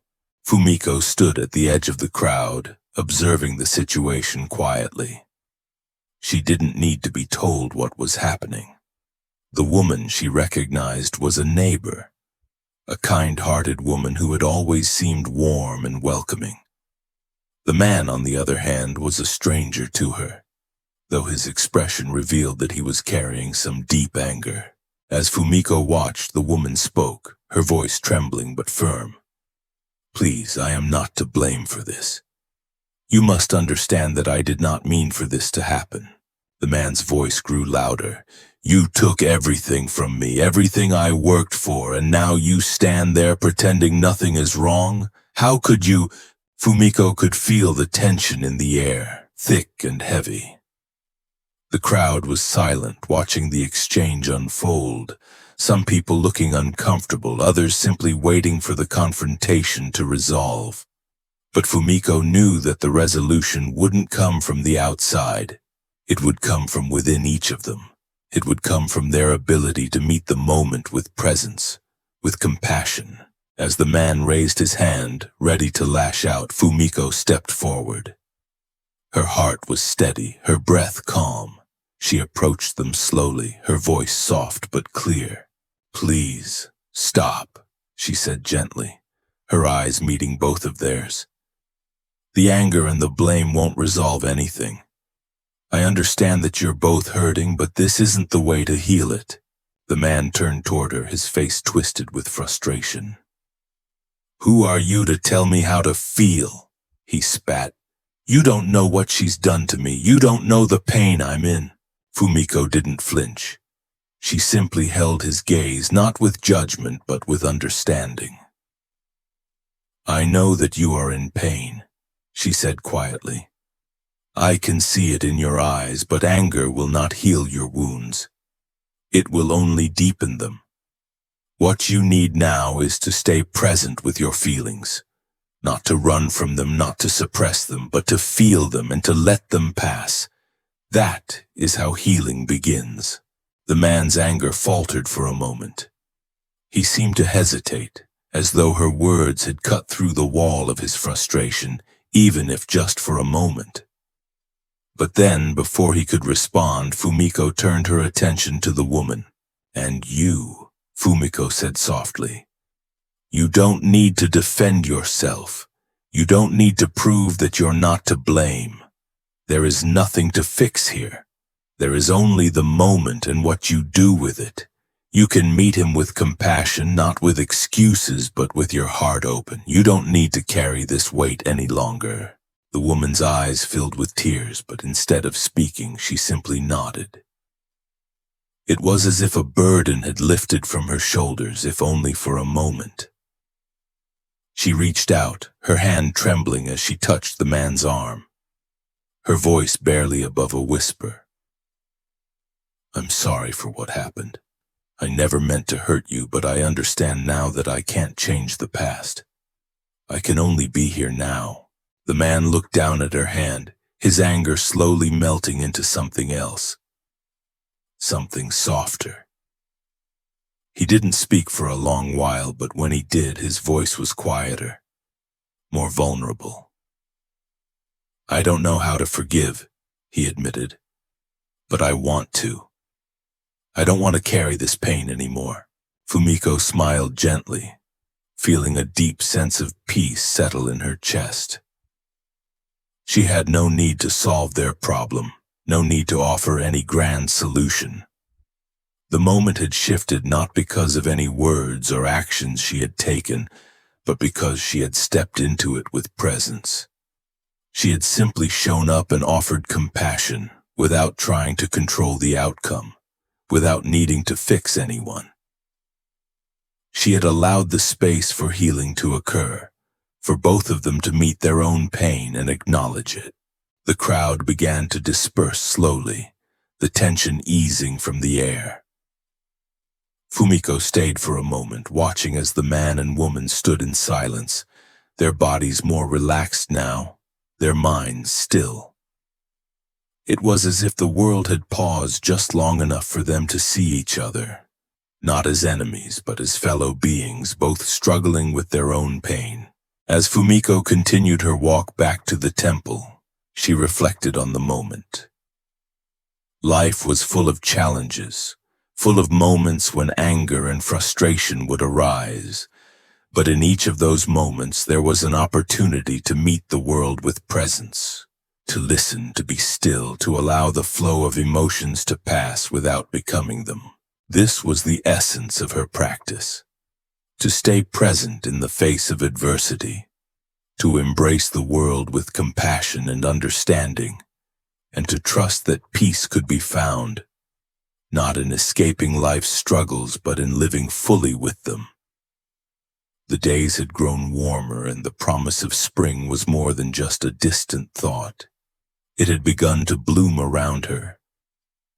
The temple garden, once dormant under the blanket of winter, had come alive with the vibrant colors of new growth. The scent of blossoms hung in the air, mixing with the earthy smell of fresh soil. Fumiko could feel the energy of the earth shifting, and with it she too was shifting. She had learned to embrace life's flow, its ebb and its surge, but now, as the world around her blossomed with new life, she began to understand that there was another layer to peace. The courage to let go. Over the past few months, Fumiko had felt a quiet transformation within herself. The moments of presence she had cultivated, the acceptance of life as it came, had brought her closer to the peace she had long sought. But there was still something deep within her that she couldn't fully release. The need to control, to hold on to the familiar, to keep things the way they were. It wasn't until one afternoon that Fumiko truly understood the full depth of letting go. She had spent the morning tending to the garden, as was her usual practice. The simple act of caring for the plants, pulling weeds, and nurturing new growth had become a form of meditation for her. There was something deeply grounding in the act itself. The way each plant seemed to call for her attention, yet each was different. Some needed more water, some more sunlight, but all needed patience and care. She felt her connection to the earth grow stronger with each passing day, and in that, she found a new layer of peace. After finishing her work in the garden, Fumiko walked to the edge of the temple grounds, where the trees had just begun to bud. She had heard from the villagers that a storm was expected later in the evening, one that could bring heavy rain and wind. As she looked at the trees, she noticed how fragile the new buds seemed. They were so delicate, still tender and vulnerable to the forces of nature. It occurred to her that despite their beauty, these new buds would not last forever. They would either be nourished by the rain or stripped away by it. The storm would come regardless of their readiness. In that moment, Fumiko felt a deep pang in her chest. She thought of her own life, how much she had clung to things, how much she had tried to protect the parts of herself that were still fragile and tender. She had clung to ideas of what life should be, to the image of who she should be, even to the relationships and memories that had shaped her. The storm, like the trials of life, was inevitable. No matter how hard she tried to protect herself or her experiences, life would continue to unfold in its own way. The courage to let go of attachments, of the need for control, of the belief that things should always remain the same, was a part of the process of living fully.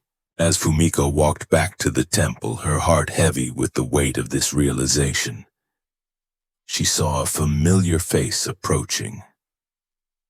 It was Fumiko's neighbor, the woman she had spoken to in the marketplace a few weeks ago. She was holding a small bundle in her hands, and her face was drawn with worry. "Fumiko," the woman called, her voice filled with anxiety. "I need your help. I don't know what to do." Fumiko smiled warmly at her, her heart already open to whatever the woman needed. "Of course, what's happened?" The woman paused for a moment, looking down at the bundle in her arms. Then with a sigh, she unfolded the cloth she was holding to reveal a small, delicate plant. Its leaves wilted, its roots exposed as though it had been ripped from the soil. I found this plant in the field and I thought it could be saved. But now I don't know if it will survive. I've tried to water it, to give it sunlight, but it seems too weak. What should I do? Fumiko knelt beside her, looking closely at the plant. There was a sadness in the woman's eyes, a sorrow over her inability to fix what had been broken. She had tried so hard to save it, but no matter how much care she offered, the plant was already beyond saving. Fumiko could feel the weight of her struggle, the desire to hold on, to make things right, to prevent loss.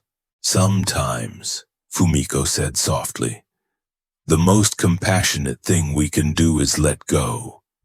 We can offer care, we can try to help, but we cannot force the world to bend to our will. There are things that simply cannot be saved.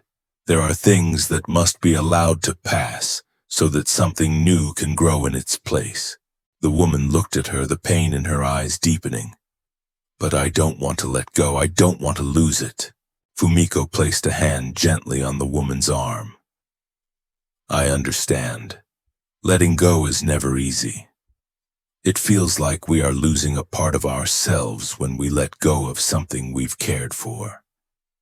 But life is full of impermanence, and the only way we can live fully is to accept that change is inevitable. The plant may not survive, but it has given you the opportunity to care for it, to witness its beauty, even for a short time. And now, it's time to release it. It's time to allow it to return to the earth, to nourish the soil for something else to grow." The woman's shoulders sagged as she looked at the plant, her grip loosening around the small bundle. She had wanted so desperately to keep it, to protect it from harm. But now she understood. Sometimes the greatest act of love and compassion was not in holding on, but in releasing. With a final sigh, the woman closed her eyes and gently placed the plant back on the ground. It was a quiet act, but one that spoke volumes. She had let go, not because she didn't care, but because she had come to understand that holding on would not heal the plant. It would only prolong its suffering. And in the release, she made room for something new to emerge. Fumiko sat beside her, watching the wind blow gently through the trees. She felt a sense of peace settle in her heart as she realized that this was the essence of true freedom. The courage to let go, to release attachment, to trust in the natural flow of life. This was not an act of surrendering to defeat, but an act of surrendering to the wisdom of life's cycles. You did the best you could, Fumiko said quietly, her voice full of understanding. Sometimes that's all we can do. And in letting go, we free ourselves to experience the beauty of the next moment. The woman nodded, her eyes glistening with tears, but there was a softness to her expression, a sense of release. Thank you, Fumiko, I think I understand now. As they stood together, watching the wind blow the last of the fallen leaves across the temple grounds, Fumiko realized that letting go was not just about releasing things in her external life. It was about releasing the parts of herself that still clung to old wounds, old fears, and old patterns. It was about having the courage to surrender, to trust the flow of life, and to make space for new growth. The storm would come, as it always did. But now Fumiko knew that the key to peace was not in avoiding the storm, but in allowing it to pass through, knowing that something beautiful would emerge in its wake. The days had grown warmer, and the temple grounds were beginning to feel alive again with the energy of spring. The once bare branches of the trees were now dressed in fresh green leaves, and the flowers in the garden were beginning to bloom, their vibrant colors offering a quiet reminder of the cycles of life. Fumiko moved through the days with the same gentle rhythm she had cultivated in the past months. Her practice of presence, of being fully awake in each moment, had become second nature to her. There was no longer a need to strive for peace. It was simply there in every breath, every step, every conversation. But even as the world outside began to bloom, Fumiko found herself confronted with a challenge she hadn't anticipated. It came one afternoon when she was helping in the temple kitchen, preparing a meal for the other monks. She had spent the morning in the garden enjoying the peace of the earth, and now, as she chopped vegetables and stirred the pot, she felt a quiet sense of contentment. It was in these small tasks that she found her connection to the world, her sense of being present in the simple act of nourishment. As she worked, the door to the kitchen opened, and in walked a young monk, someone Fumiko hadn't seen before. He was dressed in the robes of the temple, his face drawn with a mix of exhaustion and frustration.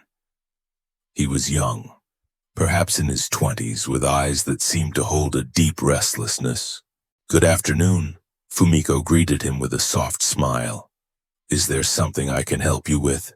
The monk didn't immediately respond. He stood by the door, his hands clenched into fists at his sides as though struggling with something inside. There was a tension in his posture, an agitation that seemed to fill the room.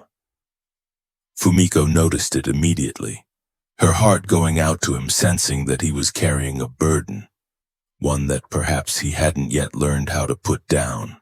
Finally he spoke, his voice low and filled with frustration. "I don't know what I'm doing here," he said almost to himself. "I came here to find peace, but it's like everything in me is fighting it.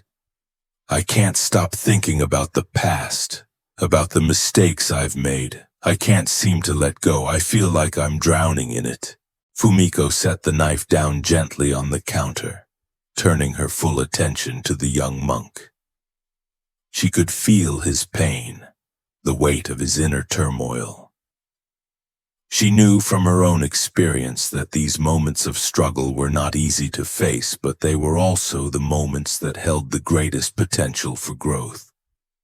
It wasn't about fixing the problem or offering quick solutions. It was about being present with him in the midst of his struggle. "Let me sit with you," Fumiko said, her voice calm and steady. She gestured to the small wooden bench in the corner of the kitchen. Sometimes the greatest thing we can do is simply sit with our pain, not to change it but to let it be, to allow it to exist without judgment. The monk hesitated for a moment, clearly torn between his frustration and the gentle invitation she offered. But after a long pause, he walked over to the bench and sat down, his shoulders slumped in defeat. Fumiko sat beside him, not trying to fix him, not trying to solve his problems. She simply sat with him, her presence a silent witness to his pain. They sat in silence for a long while. The kitchen was still, the only sound the quiet crackling of the fire in the hearth. Fumiko didn't rush to fill the silence with words. Instead, she allowed the moment to unfold, knowing that sometimes silence was the most healing gift one could offer. She could feel the monk's agitation begin to soften, like the storm slowly subsiding in the distance. Finally, after what seemed like an eternity, the young monk spoke again, his voice quieter now, more vulnerable. "I don't know how to forgive myself," he said, his eyes filled with sorrow. "I keep thinking about all the things I've done wrong, the mistakes I made before I came here. I keep holding on to them like they're weights around my neck. How do I let go of them?" Fumiko looked at him with a soft, compassionate gaze. She had felt this struggle herself, the desire to be free from the past, the longing to release the mistakes and regrets that seemed to define her. But she had learned something in her own journey, that the key to letting go was not about forgetting or erasing the past, but about accepting it. The past had shaped her, had taught her, and while she could not change it, she could choose how to relate to it. "Forgiveness is not about forgetting," Fumiko said gently. "It's about accepting. It's about acknowledging the pain, the mistakes, and the regrets, and then choosing to release their hold on you. You don't need to change the past, but you can change your relationship to it. The past is not who you are. It is simply part of your journey. The key is to be present with it, to sit with it without trying to fix it or push it away." The monk looked at her, his brow furrowed as he took in her words. "But how do I stop letting it control me?" Fumiko took a deep breath, her voice steady and clear. "The more you resist something, the more power you give it. The practice is not to fight the past, but to accept it, to allow it to exist without letting it define you. When you stop fighting, you will find that it loses its grip on you. The pain will soften and the weight will lift. But you must first accept that it is part of you. It is not your enemy. It is part of your story, and you can choose to live beyond it." The young monk sat in silence for a long time, processing her words. Fumiko could see the internal struggle still warring within him, but she also saw the softening of the edges of his pain, the beginning of a shift. It wasn't an instant transformation, but a quiet beginning, a first step on a path of healing. "I think I understand," he said after a while, his voice filled with a mix of sadness and hope. "I don't need to fix myself. I just need to let go of the need to be perfect." Fumiko smiled, a quiet joy filling her heart. "Exactly. You are already whole. You don't need to be perfect. You just need to be present with what is." The young monk stood up, his posture lighter than before. He looked at Fumiko with a sense of gratitude, a quiet acknowledgement that something had shifted within him. Thank you," he said, his voice sincere. "I think I can breathe again." Fumiko watched him walk out of the kitchen, his steps a little more certain, a little more grounded. She felt a deep sense of fulfillment, knowing that in some small way she had been part of his journey, that her presence had helped him find the space to release his pain. As Fumiko returned to her work in the kitchen, she felt a deep connection to the young monk and to the world around her. Compassion, she realized, wasn't just about offering advice or solutions. It was about being present, fully and completely, with someone else's pain without trying to change it. In that presence there was a quiet power, a power that could heal not by fixing but by simply being with. The courage to let go was not just about releasing attachments or regrets.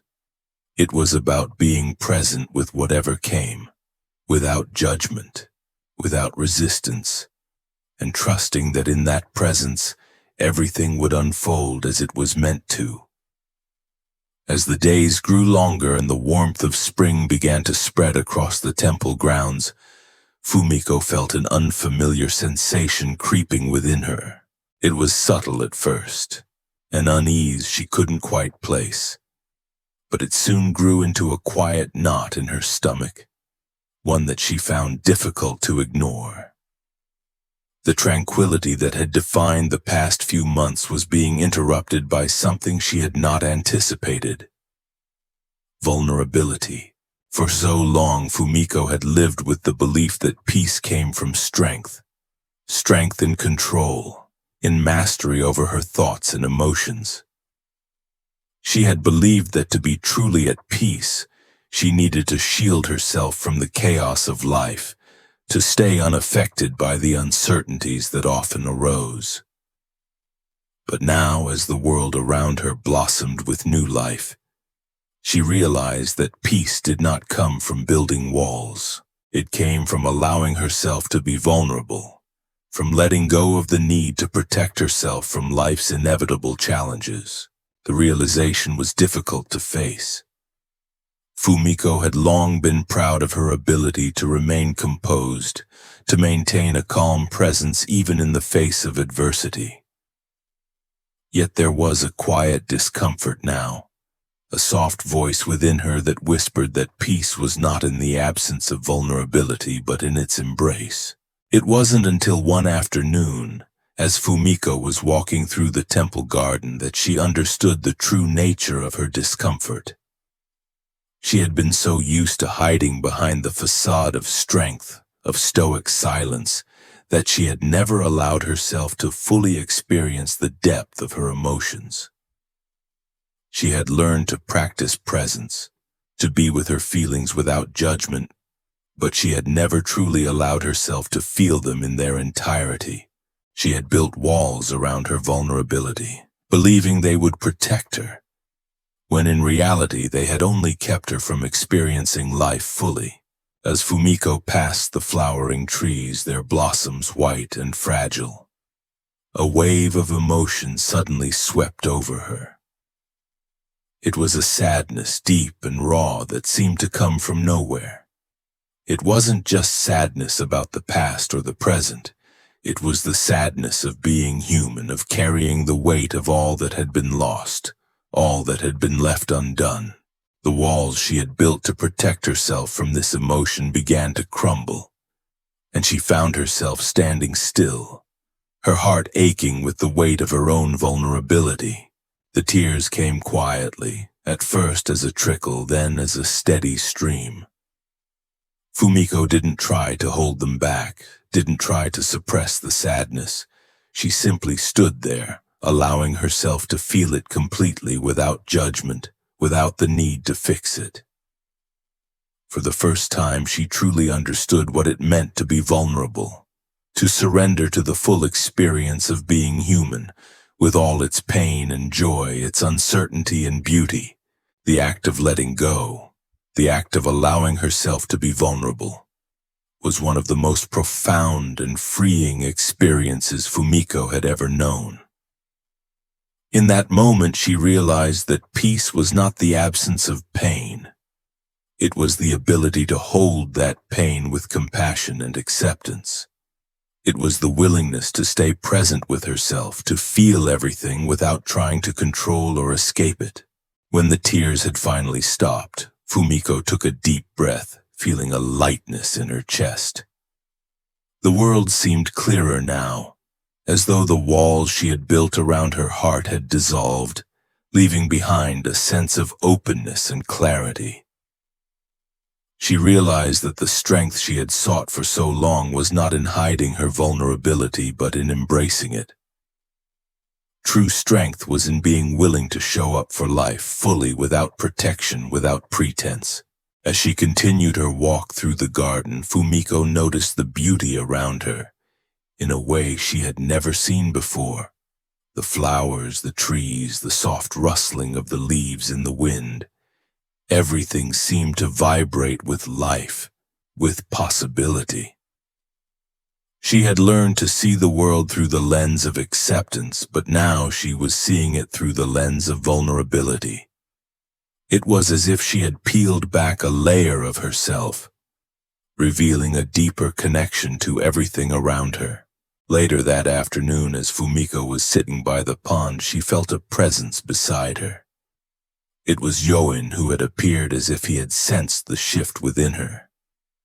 He sat down next to her without a word, his gaze resting on the water. Fumiko didn't feel the need to speak, to explain her emotions. There was no need for words. The quiet was enough. After a long while, Yoin spoke gently, his voice calm but knowing. "You have learned something important today," he said. "True peace is not found in hiding from our pain or vulnerability. It is found in embracing it, in allowing ourselves to feel everything we are without resistance. It is in this openness that we truly connect with life." Fumiko nodded, her heart full. She had spent so much of her life trying to be strong, trying to protect herself from the hurt that life sometimes brought. But now, she understood that strength was not in control. It was in vulnerability. It was in the courage to feel, to open herself up fully to the world, knowing that in doing so, she would experience the full spectrum of life, not just the easy moments, but the difficult ones as well. The peace she had been searching for wasn't something that could be attained through control or perfection. It was something that came from within, from the ability to stay present with whatever life brought, to accept it all, both the joy and the sorrow, the beauty and the pain, and to be at peace with the impermanence of it all. As the sun began to set, casting a warm golden light over the pond, Fumiko closed her eyes, feeling the soft breeze on her skin. She no longer felt the need to shield herself from the world. She was part of it, as fragile and strong as the flowers blooming around her. And in that acceptance, she found a peace deeper than anything she had ever imagined. The days of spring flowed gently through the temple, bringing with them a warmth that touched everything it passed. The blossoms in the garden opened fully to the sun, filling the air with soft scents of renewal. Fumiko felt the world around her awakening, and inside her, something was awakening as well. Something quiet, steady, and rooted in a deeper trust she had never known before. She had learned to be present. She had learned to surrender. She had learned to be vulnerable. But now she was beginning to understand a new lesson. One that had been quietly calling to her beneath the surface of everything she had practiced. The lesson of trust. Not trust in circumstances nor trust in certainty, but trust in the unfolding of life itself. One morning, as Fumiko swept the courtyard, she noticed a young acolyte struggling to carry a heavy bucket of water. He was new to the temple, his robe too large for his small frame, his steps unsteady but determined. Fumiko watched him wobble under the weight, his arms trembling, his breath short and quick. For a moment she moved instinctively to help him, but she stopped herself. Something in her told her to observe first, to see how the moment would unfold. The boy stumbled, nearly sloshing water onto the ground. His small face tightened with frustration. "I can't do this," he muttered under his breath. Fumiko approached him slowly, her steps quiet and gentle. "You're carrying too much weight," she said softly. "Why not take 2 trips instead of trying to do it all at once?" The boy looked up at her, his cheeks flushed. "I wanted to be fast," he said. "I wanted to finish before the others." Fumiko knelt beside him and looked at the bucket. The surface of the water trembled lightly, reflecting the morning light in small ripples. "Sometimes," she said, "speed makes the path harder. When we rush, we carry burdens we're not ready for. But when we take our time, we learn how to walk with what we're carrying." The boy blinked, uncertainty flickering in his expression. "But how do I know if the path I'm walking is the right one?" Fumiko's heart warmed with a compassion she recognized deeply. It was a question she had carried in her own heart for years, one that had led her through countless moments of fear, doubt, and confusion. She sat back on her heels, letting the breeze pass between them before she spoke. "You don't always know the path," she said. "None of us do. But you can trust your steps. You can trust the moment you are in. And you can trust that the path will reveal itself as you walk it." The boy looked down at his feet as though noticing them for the first time. Fumiko smiled gently, took the bucket from him and poured out just enough water so that he could carry it without strain. "Here," she said, handing it back to him. "Walk slowly, focus on your breath, feel your feet on the ground. When you trust each step, the path won't feel so frightening." The boy nodded, his shoulders relaxing as he lifted the bucket again.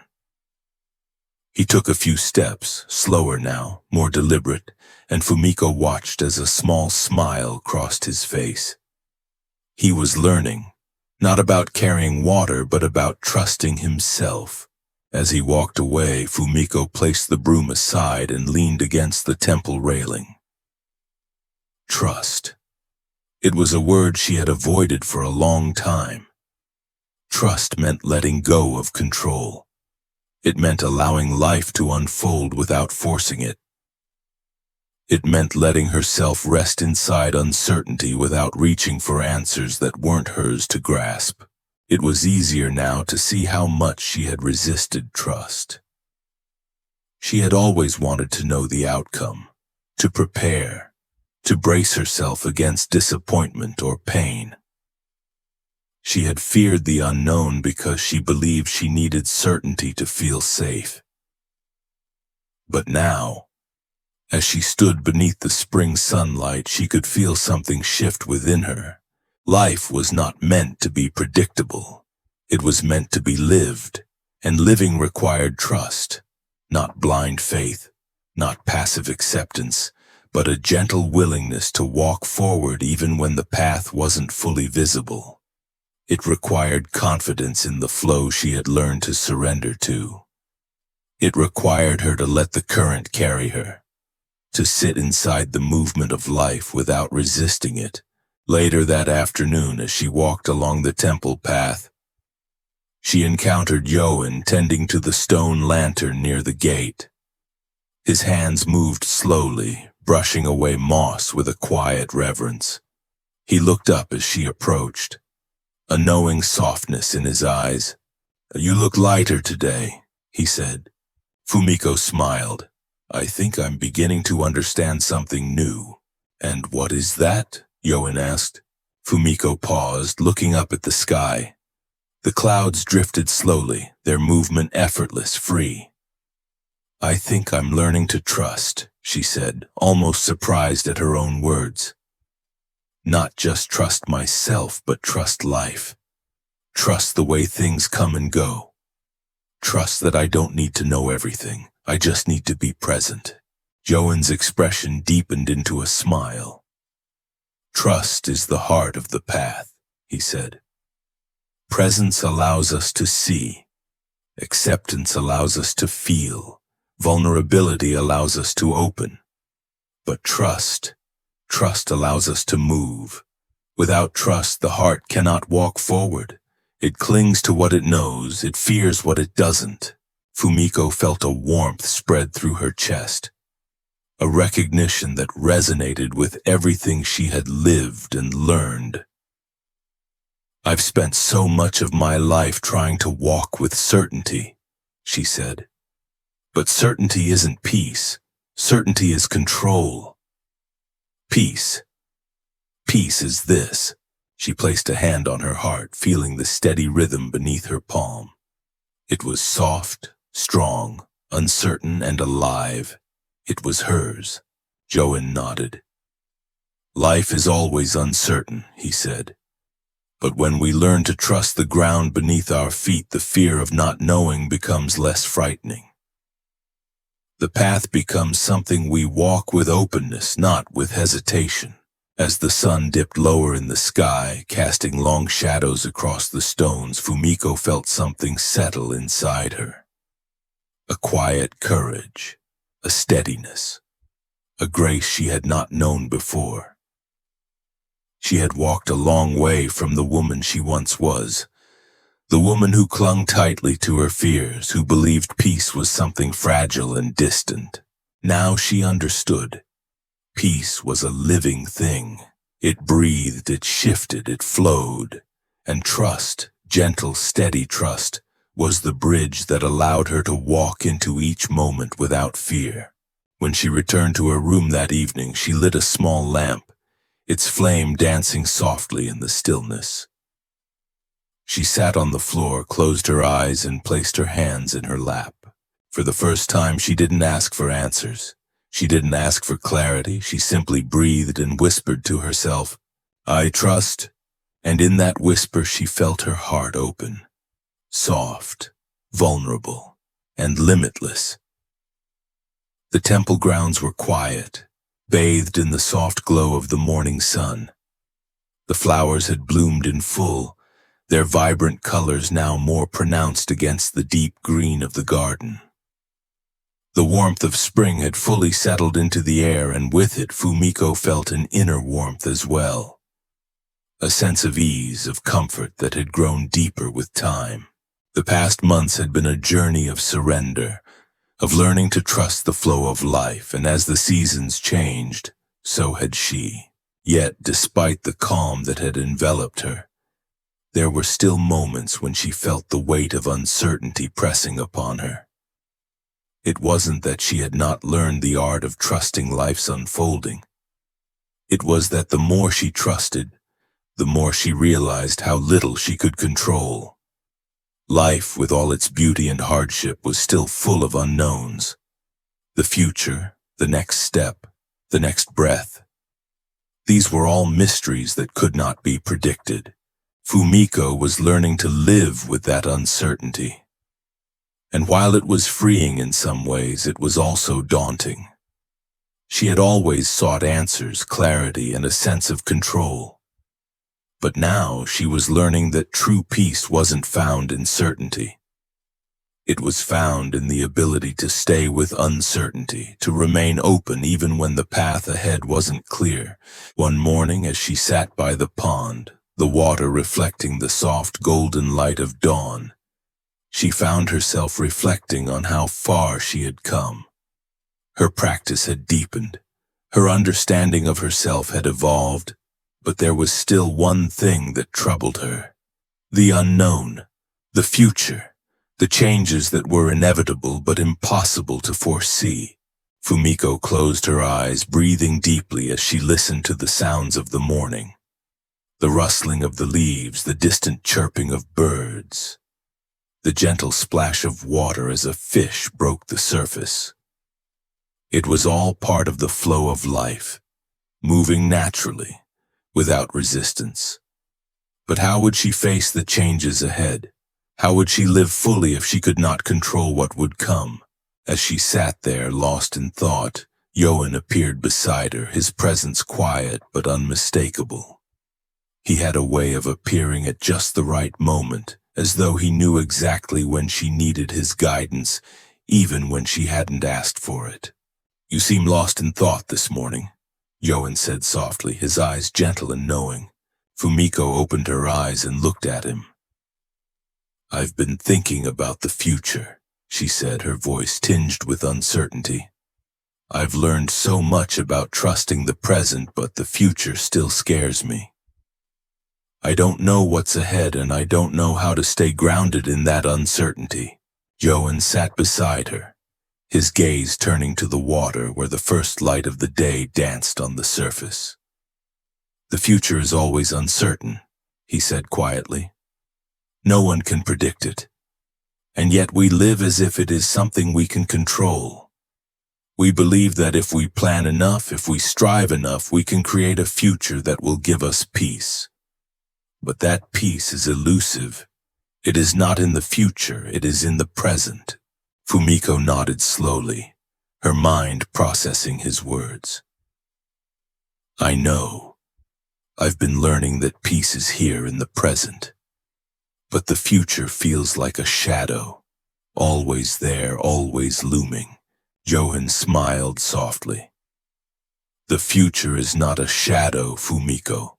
It is a space of potential, a space of possibilities, but not of certainty. The key is to remain open to it, to stay present with whatever comes without the need to control or predict.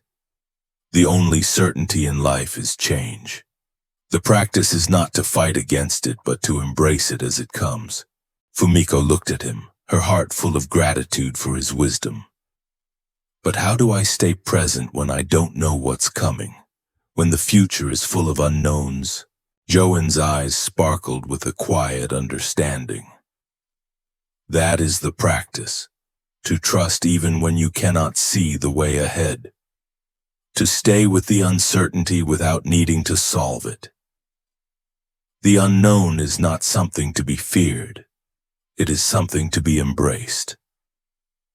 It is where life begins, where creativity arises, where new possibilities unfold." Fumiko sat in silence for a moment, letting his words sink in. She had spent so much of her life trying to predict, trying to control, trying to make the future fit her desires. But now, she was beginning to understand that the true beauty of life lay in its unpredictability, in its constant movement. The future was not something to fear. It was something to trust, to allow it to unfold naturally without trying to force it into shape. "I think I understand," Fumiko said softly. "The future is not something to control, it's something to experience." Yoan nodded. "Exactly. The unknown is the space where life happens. It is where we grow, where we expand, where we find the courage to step into something new. The practice is not in seeking certainty. It is in embracing uncertainty with an open heart." Fumiko closed her eyes, taking a deep breath, feeling the stillness of the moment. She didn't need to know what was coming. She didn't need to control it. All she needed to do was stay present with whatever came her way, trusting that life would reveal itself when the time was right. In that trust, she found a quiet strength, a strength that didn't come from control but from surrender. As the morning light continued to warm the earth, Fumiko realized that her practice was evolving once again. She had learned to let go of the need to fix, to control, to predict. Now she was learning to live fully with the unknown, to trust that whatever came next would be exactly what she needed. When Yoan stood to leave, Fumiko stood with him, feeling a sense of gratitude for the quiet wisdom he had shared. As they walked together toward the temple, she felt lighter, as if a burden she hadn't realized she was carrying had been lifted. The future was no longer something to fear. It was simply a part of the dance of life, and she was ready to move with it, trusting that each step would unfold in its own time. The days had begun to grow longer, the warmth of spring spreading throughout the temple grounds, bringing life back to the earth. Fumiko had found a quiet peace in the natural cycles of the seasons, and with each passing day, her practice of trust and surrender had deepened. She moved through the world with a steady grace, no longer fighting against the flow of life, but flowing with it, trusting the moment as it came.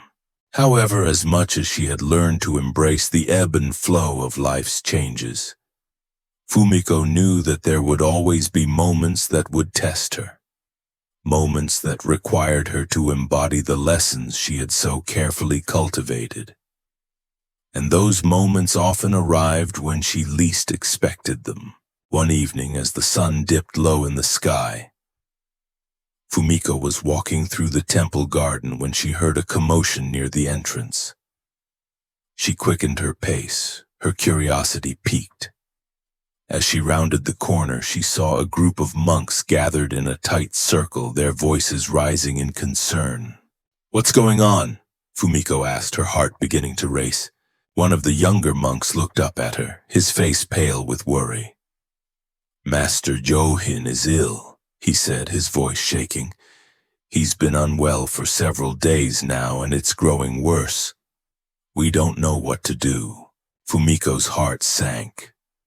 Johin had been a steady presence in her life, a quiet guide who had taught her so much about peace and presence. The thought of him suffering, of him being unwell, brought an immediate wave of concern. She had seen him so often, so composed and at ease with the flow of life, that the idea of him struggling with something as tangible as illness felt disorienting. She moved toward the group of monks, her mind racing with thoughts of how to help, how to fix the situation, how to make everything right. But as she approached, she felt a familiar stillness settle in her chest. In the presence of the unknown, she found that same sense of peace she had learned to trust. This was not a situation that could be controlled or solved with quick action. The only thing she could do was to meet it with presence, with awareness, and with a deep willingness to embrace whatever came. "I'll go to him," Fumiko said softly, her voice steady despite the turmoil she felt inside.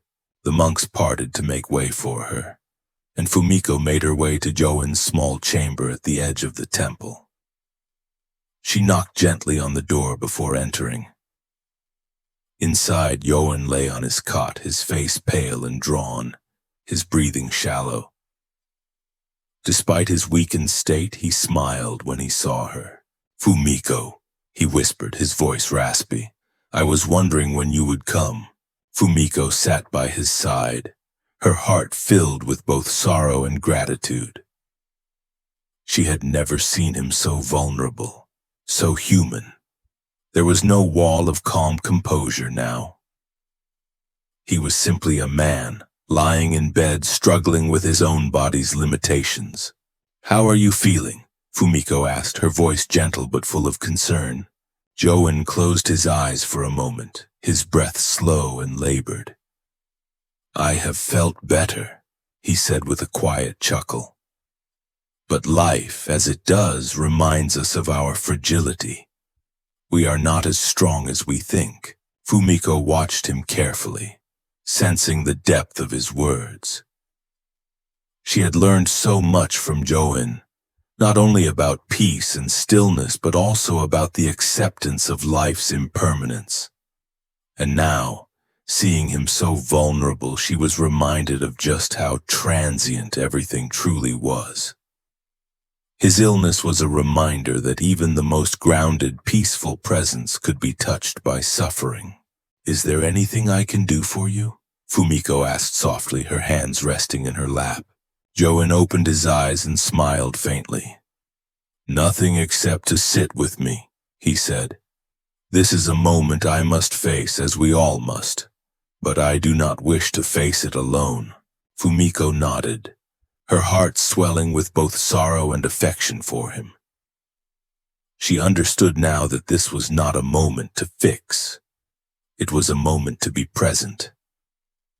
She sat by his side, her quiet presence offering him a sense of peace in the midst of his suffering. She did not try to heal him, nor did she attempt to make everything right. She simply sat, offering the stillness she had learned to cultivate in her own heart. The evening passed in quiet companionship, with Fumiko holding space for Johan's vulnerability. She did not rush to find answers or to fill the silence with empty words. She simply allowed the moment to unfold, trusting that in the stillness there was healing. Healing not of the body perhaps, but of the spirit, a healing that came from being fully present with whatever life brought, without judgment, without resistance. As the night wore on, Fumiko felt a deep sense of peace settle over her. She realized that her journey had brought her to this moment of profound understanding. Peace was not the absence of suffering. It was the ability to be present with suffering without needing to control it. It was the strength to sit with uncertainty, with fear, with pain, and still remain open, still remain at peace. The next morning, Johan's condition had not improved, but his spirit was lighter. Fumiko remained by his side, offering him the quiet comfort of her presence. She had learned that there was no need to fix him. There was only the need to be with him, to accept him as he was in his vulnerability and his humanity. When the monks gathered later that day, Fumiko felt a shift within herself. The storm of fear and uncertainty that had risen in her heart when she had first heard of Johan's illness had settled into something more grounded. She knew that there would be many more moments like this in her life. Moments of suffering, of loss, of uncertainty. But now she understood that peace was not about avoiding those moments. It was about embracing them, about staying present through them and trusting that even in the midst of pain there was a quiet strength in simply being. As the day went on, Johan's health fluctuated, but Fumiko remained by his side, a quiet witness to his journey. She had learned the strength of stillness, the quiet power of presence, and the deep trust that life in all its impermanence would unfold exactly as it was meant to. The days had grown warmer, and the temple grounds, now bathed in the full light of spring, felt alive with the energy of new beginnings. The flowers that had once been small buds were now in full bloom, their colors vivid against the green backdrop of the garden. The birds, too, had returned, their songs filling the air with a melody of renewal. For Fumiko, this season was a reminder that life, in its constant motion, was always finding a way to grow, to bloom, and to transform. But even amidst the beauty of the world unfolding, Fumiko knew that impermanence was always present. It was a lesson she had learned deeply over the past few months. Not only from her own experience, but from the experiences of those around her. Johan's illness had been a stark reminder of how quickly things could change, how fragile even the strongest of us could be in the face of life's unpredictable nature. And yet, in the midst of that fragility, there was beauty. There was grace. There was a quiet peace that came from accepting that nothing in life remained unchanged. Fumiko had spent many hours in reflection since Johan's illness, contemplating what it meant to live fully with impermanence. She had once believed that peace came from control, from holding on to what she loved, what she cherished. But now, she understood that peace was found in the acceptance of change, in the willingness to let go, to surrender to the flow of life, knowing that nothing could be held forever. One afternoon, as Fumiko sat by the temple's pond, she felt the weight of these thoughts settle within her. The pond, calm and still, reflected the clear sky above, but she knew that beneath the surface life was constantly moving. The water flowed unseen beneath the stillness. The trees that surrounded the pond swayed gently in the breeze, their branches moving in subtle patterns.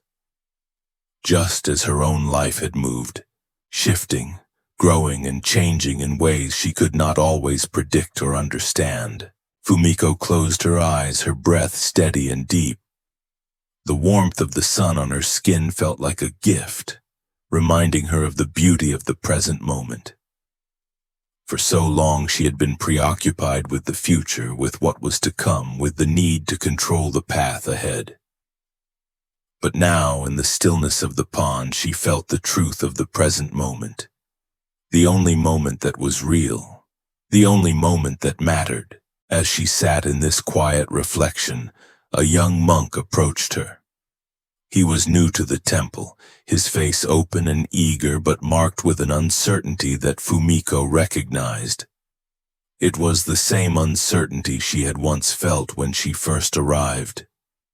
An uncertainty about life, about the future, about the self, about, "Excuse me, Master Fumiko," the monk said respectfully, his voice filled with hesitation. "I have been thinking about the impermanence of life. I know the teachings tell us that nothing lasts forever, but it is difficult for me to accept. I fear what is coming, and I find it hard to live fully when everything seems so fragile." Fumiko smiled softly, her heart opening in understanding. She had walked that path of fear, had wrestled with the uncertainty of change, had fought against the inevitable loss of things she held dear. But now she knew that impermanence was not something to fear. It was something to embrace. "Sit with me," she said, motioning to the space beside her. The monk hesitated, but then slowly sat down, his gaze focused on the water. "I know how you feel," Fumiko continued, her voice steady and calm. "I, too, once feared change. I feared that if I let go, I would lose everything. But I have learned that in letting go, I actually gain something more. Peace comes not from holding on, but from accepting that everything is in constant motion. The flowers bloom, but they also fade. The seasons change, but they always return. In the ebb and flow of life, we find our true connection to it." The monk listened closely, his gaze still on the pond, his brow furrowed with thought. "But how do we accept that? How do we embrace impermanence when it feels so painful? When we know that things we love will eventually slip away?" Fumiko took a deep breath, allowing her words to form slowly as if each one carried its own weight. Impermanence is not something to fear, but to honor. When we accept the impermanence of life, we see that every moment is a gift. A fleeting moment, yes, but a gift nonetheless. The beauty of the flowers, the laughter of a friend, the warmth of the sun, all of it is temporary, and that makes it precious. If we held on to everything forever, we would lose the ability to truly appreciate it. It is the knowledge that things will change that makes them meaningful. If life were permanent, it would lose its richness. But because it is fleeting, every moment is an opportunity to truly experience what it has to offer. The monk was silent for a moment, taking in her words. The wind stirred the surface of the pond, sending ripples across the water, and Fumiko noticed how the movement, though brief, brought a deeper clarity to the reflection of the trees. She understood then that impermanence was not something to avoid. It was part of the beauty of life itself. Without it, there would be no growth, no change, no opportunity to evolve. Each moment, whether joyful or painful, was a chance to live fully, to engage deeply with the world around her. "I think I understand," the monk said softly, his voice filled with a new sense of peace. "It is the knowing that everything is temporary that makes each moment precious. I will try to accept this, to live more fully in the present." Fumiko smiled, feeling a quiet joy fill her heart. "It is a practice," she said. "A practice of being present, of embracing change, of trusting the flow of life. The future will always be uncertain, but if we stay grounded in the present, we will find that we can face whatever comes." As the young monk stood to leave, Fumiko watched him walk back toward the temple, his steps lighter than when he had arrived. She too felt a sense of peace settle over her, as if the lesson she had learned had been fully integrated into her being. Life, in all its impermanence, was not something to fear. It was something to embrace with open arms, knowing that in each moment of change there was the opportunity for growth, for renewal, for connection. Later that evening, as the sun set over the temple, casting a warm glow over the garden, Fumiko stood by the pond once more. The flowers that had bloomed so brightly earlier in the day now drooped slightly with the fading light, their petals gently closing in the cool evening air. It was a beautiful reminder of the cycles of life, the blooming and the fading, the coming and the going. In their impermanence, they were perfect. Fumiko closed her eyes and took a deep breath, feeling the quiet stillness of the moment. She no longer feared the inevitable changes that lay ahead. She had learned to trust that whatever came, she would face it with presence, with acceptance, and with the courage to let go when the time was right. The early summer days had arrived, bringing with them the warmth of the sun and the lush green of the temple grounds. Fumiko moved through the days with a quiet confidence, her heart grounded in the understanding that peace was not a distant goal, but a living practice to be embraced in every moment. She had come to know with a deep certainty that life was in constant motion, and that rather than resisting it, she could flow with it. The flowers that had once bloomed with the first light of spring had begun to fade, but in their place new life had emerged, vibrant and full of energy. Each change, each transition was a reminder of the natural rhythm of the world around her. The past weeks had been filled with moments of quiet reflection, where Fumiko had observed the cycles of growth and decay in both nature and in herself. But life, as Fumiko had come to understand, was not just about internal peace. It was also about how she moved through the world, how she connected with others, and how she shared the peace she had found with those around her. One afternoon, as she sat in the garden tending to the plants, Fumiko noticed a familiar face approaching. A young woman from the village who had come to the temple several times seeking guidance. Her name was May, and though she was younger than Fumiko, there was a certain weariness in her eyes that made her seem older than her years. May had struggled with many of the same challenges Fumiko had faced when she first arrived. Doubts about her path, a sense of disconnection from the world around her, and a constant inner turmoil that made it difficult to find peace. Over the past few months, Fumiko had watched May grow more confident, more present, but there was still something about her that seemed to hold back. It was as if she were waiting for something, waiting for permission to be fully herself, to be fully at peace. "Good afternoon, Fumiko," May said as she approached, her voice soft but carrying a note of unease. "Good afternoon, May," Fumiko replied, standing up to greet her. "Is everything all right?" May paused for a moment, her eyes searching the ground as if the answer lay somewhere there. I don't know, she said quietly. I've been thinking a lot lately about connection, about what it means to truly connect with others. I feel like I've been going through the motions, but something still feels incomplete. I can't seem to fully open myself to others, to share my true self with them. Fumiko regarded Mei for a long moment, sensing the struggle within her. It was a struggle she knew well. The desire for connection, for intimacy, was one of the most powerful forces in a person's life. But Fumiko also understood that connection wasn't something that could be forced or controlled. It was something that arose naturally when we were present with ourselves, when we allowed ourselves to be vulnerable and real. Tell me more, Fumiko said gently, inviting Mei to speak her truth. What does connection mean to you? Mei sat down beside her on the stone bench, her hands folded in her lap. I think I've spent my whole life hiding parts of myself from others, she said, her voice tinged with sadness.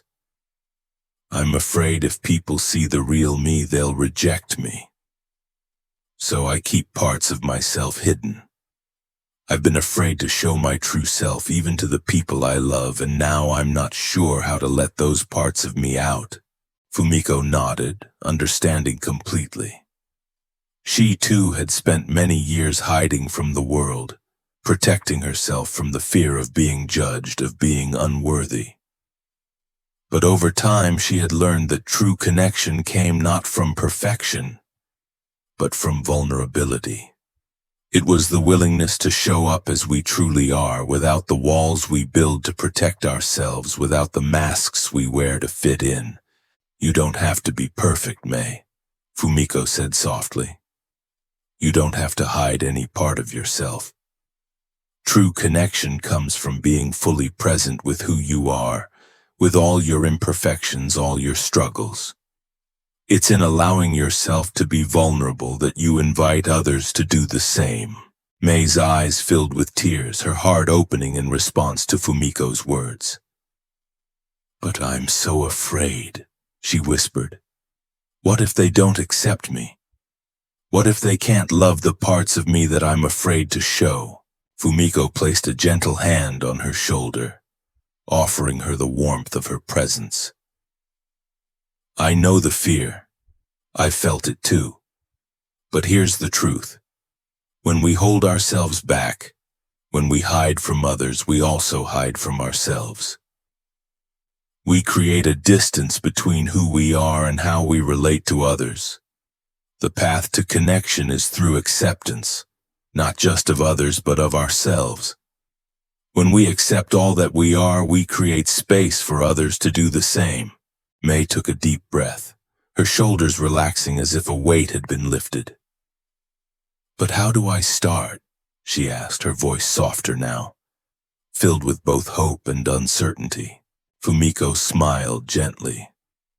You start by being present, by allowing yourself to be vulnerable. You don't have to do anything grand or perfect, just show up.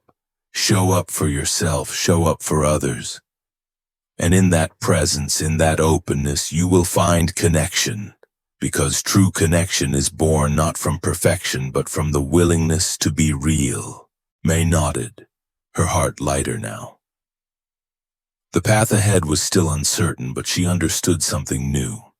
That the key to connection was not in hiding or protecting herself, but in being fully present and open, both with herself and with others.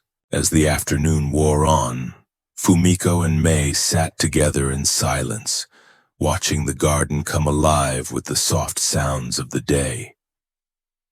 The flowers swayed gently in the breeze, the birds sang their songs, and in that stillness Fumiko realized that this too was part of the dance of connection.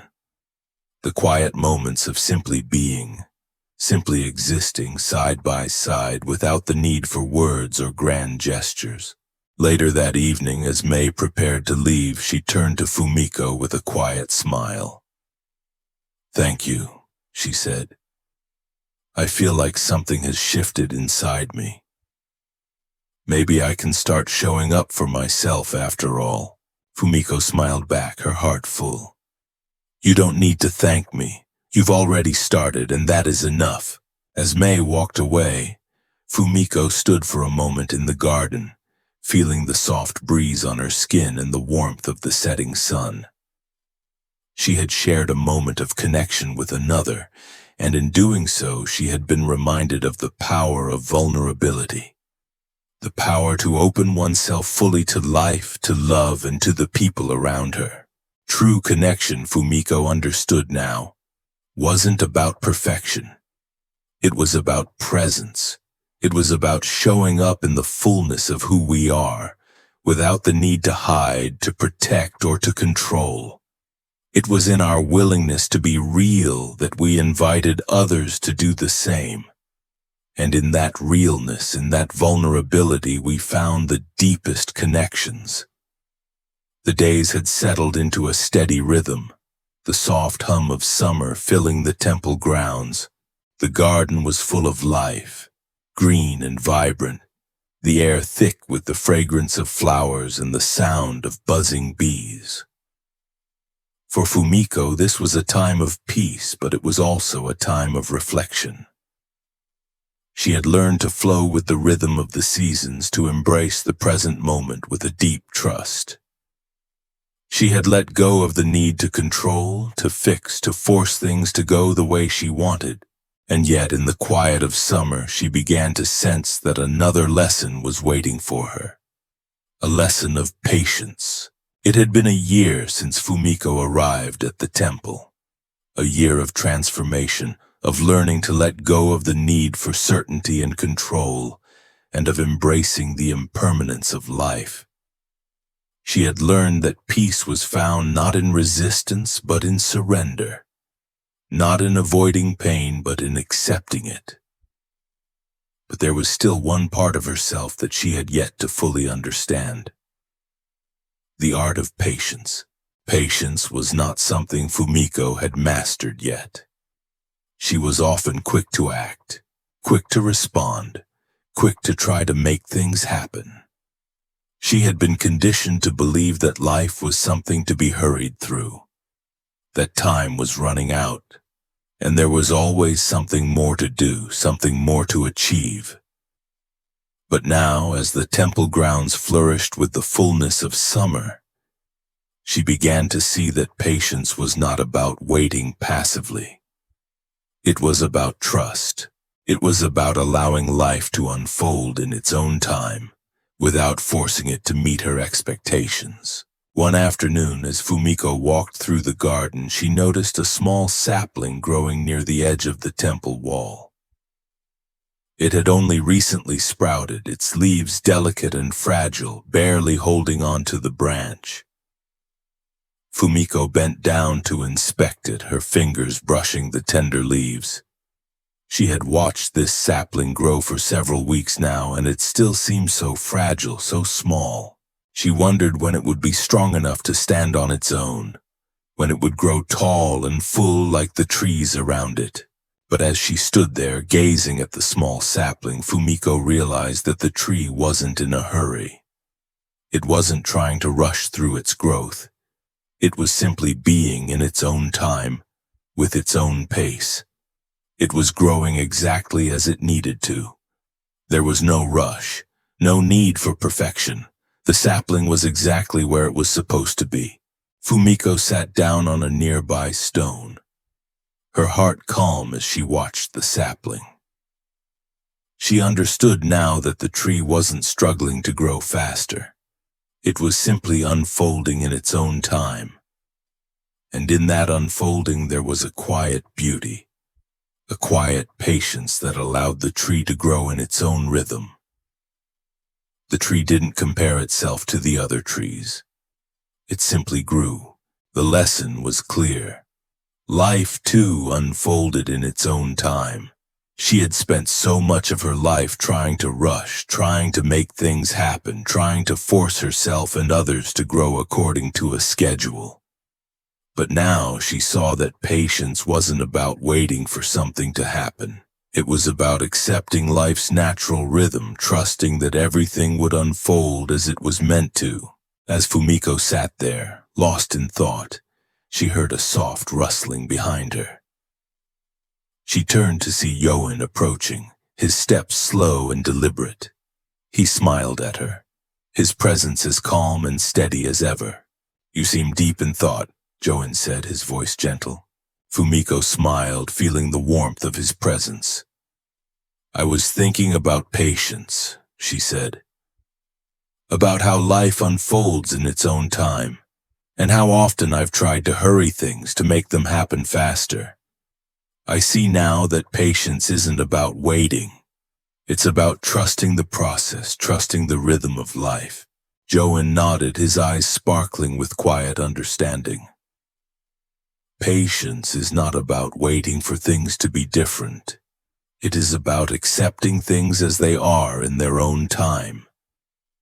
"Just like this sapling," he said, gesturing to the tree. "It doesn't rush. It doesn't compare itself to the other trees. It simply grows at its own pace, trusting that it will reach its full potential in time." Fumiko looked back at the sapling, her heart swelling with gratitude. "I see that now," she said. "Patience is not something we force. It is something we cultivate by trusting life's timing." Yoan sat down beside her, his gaze resting on the garden before them. "Patience comes from the understanding that we are not in control of everything. There are things that must unfold in their own time, and our job is not to rush them but to be present with them.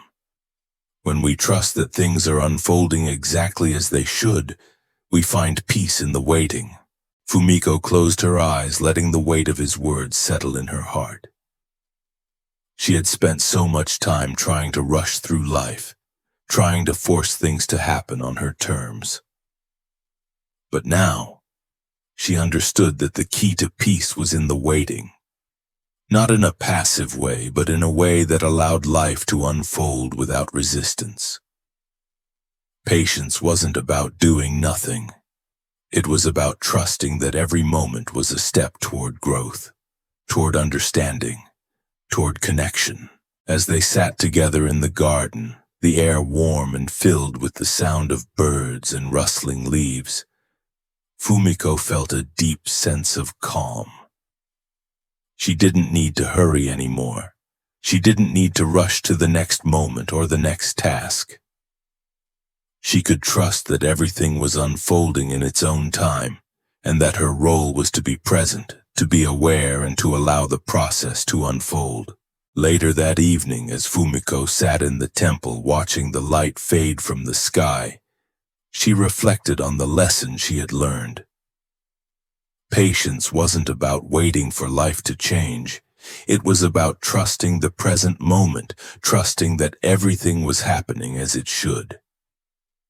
She had spent so much of her life trying to control and speed up her own growth, but now she understood that true peace came from allowing things to grow at their own pace. As the stars began to twinkle in the sky, Fumiko closed her eyes and whispered to herself, "I trust in the timing of my life.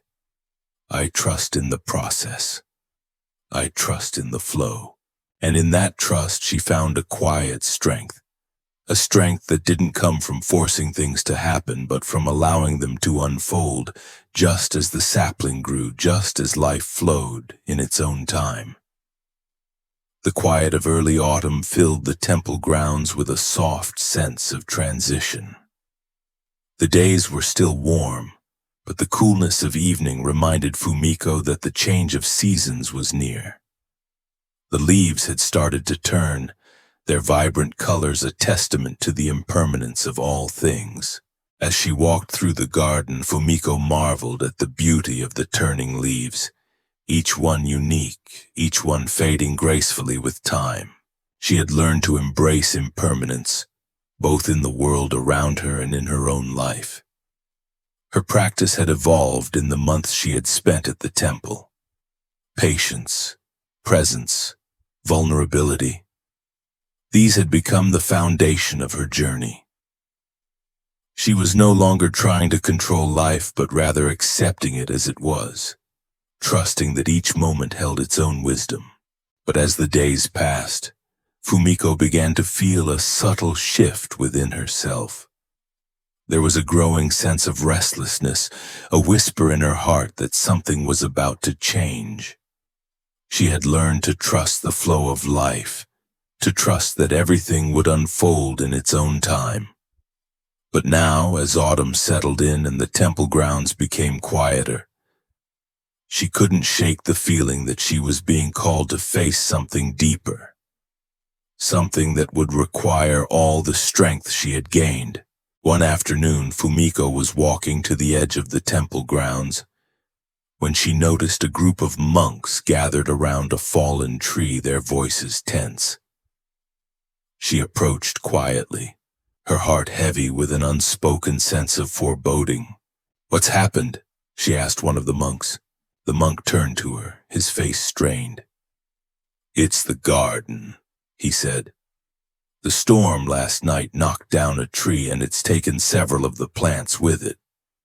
We've been trying to clear the debris, but there's so much damage. Some of the plants may not survive." Fumiko's heart sank. The temple garden, a place of peace and renewal, was a symbol of the harmony she had learned to cultivate in her own life. To see it damaged, to see the plants and trees struggling, felt like a direct reflection of her own fears. Fears she thought she had left behind. The storm had taken what had been growing, what had been nurtured, and left a trail of uncertainty in its wake. She walked slowly to the garden, her mind clouded with questions. Could the garden be restored? Would the plants that had been uprooted recover? Could she do anything to help? The sight before her was as disheartening as she had feared. The once sturdy tree that had stood at the corner of the garden was now a heap of twisted branches, its roots exposed. The flowers, which had bloomed so brightly only a few days before, were crushed beneath the weight of the fallen tree. The garden, once vibrant and full of life, was now a scene of chaos. Fumiko stood there for a moment, taking in the sight. She felt a wave of grief wash over her.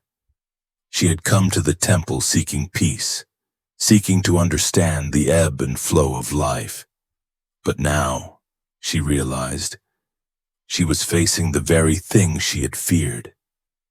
The destruction of something she loved, the loss of something beautiful. The monk beside her spoke softly.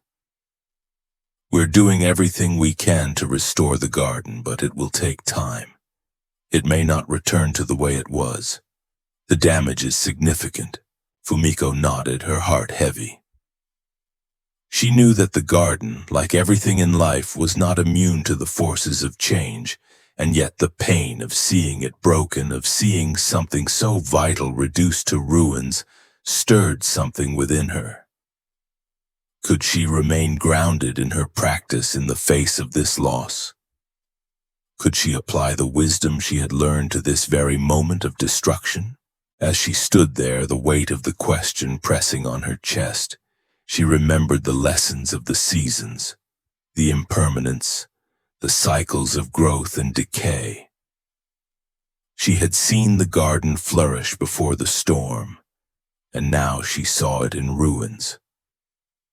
But just as the leaves would fall and the flowers would bloom again, so too could the garden heal. It would not return to the way it was, but it could grow again in its own way, at its own pace. Fumiko knelt down beside the fallen tree, her hands gently brushing the broken branches. She could feel the energy of the earth beneath her fingers, the life that still pulsed beneath the surface. It was not gone. It was not lost. It was simply in a state of transition. As she sat in quiet reflection, Yoan appeared beside her, his presence as steady as always. He had been watching from a distance, sensing the weight of the moment. He sat down next to her, his gaze turning to the damaged garden. You have learned much about life's impermanence, Fumiko, Johan said softly. But now you are being called to practice resilience. The garden, like life, will go through cycles of growth and decay. This is not the end of the garden. It is simply a part of its natural process. Fumiko looked at him, her heart filled with both sorrow and understanding.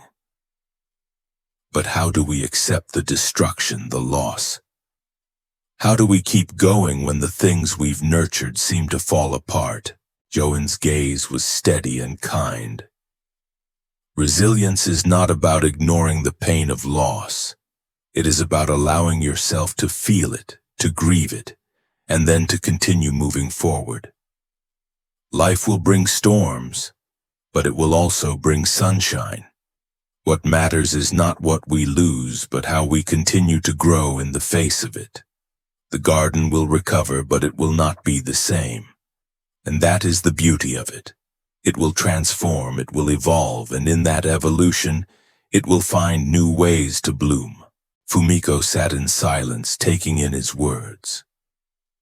She felt the truth of them deep within her.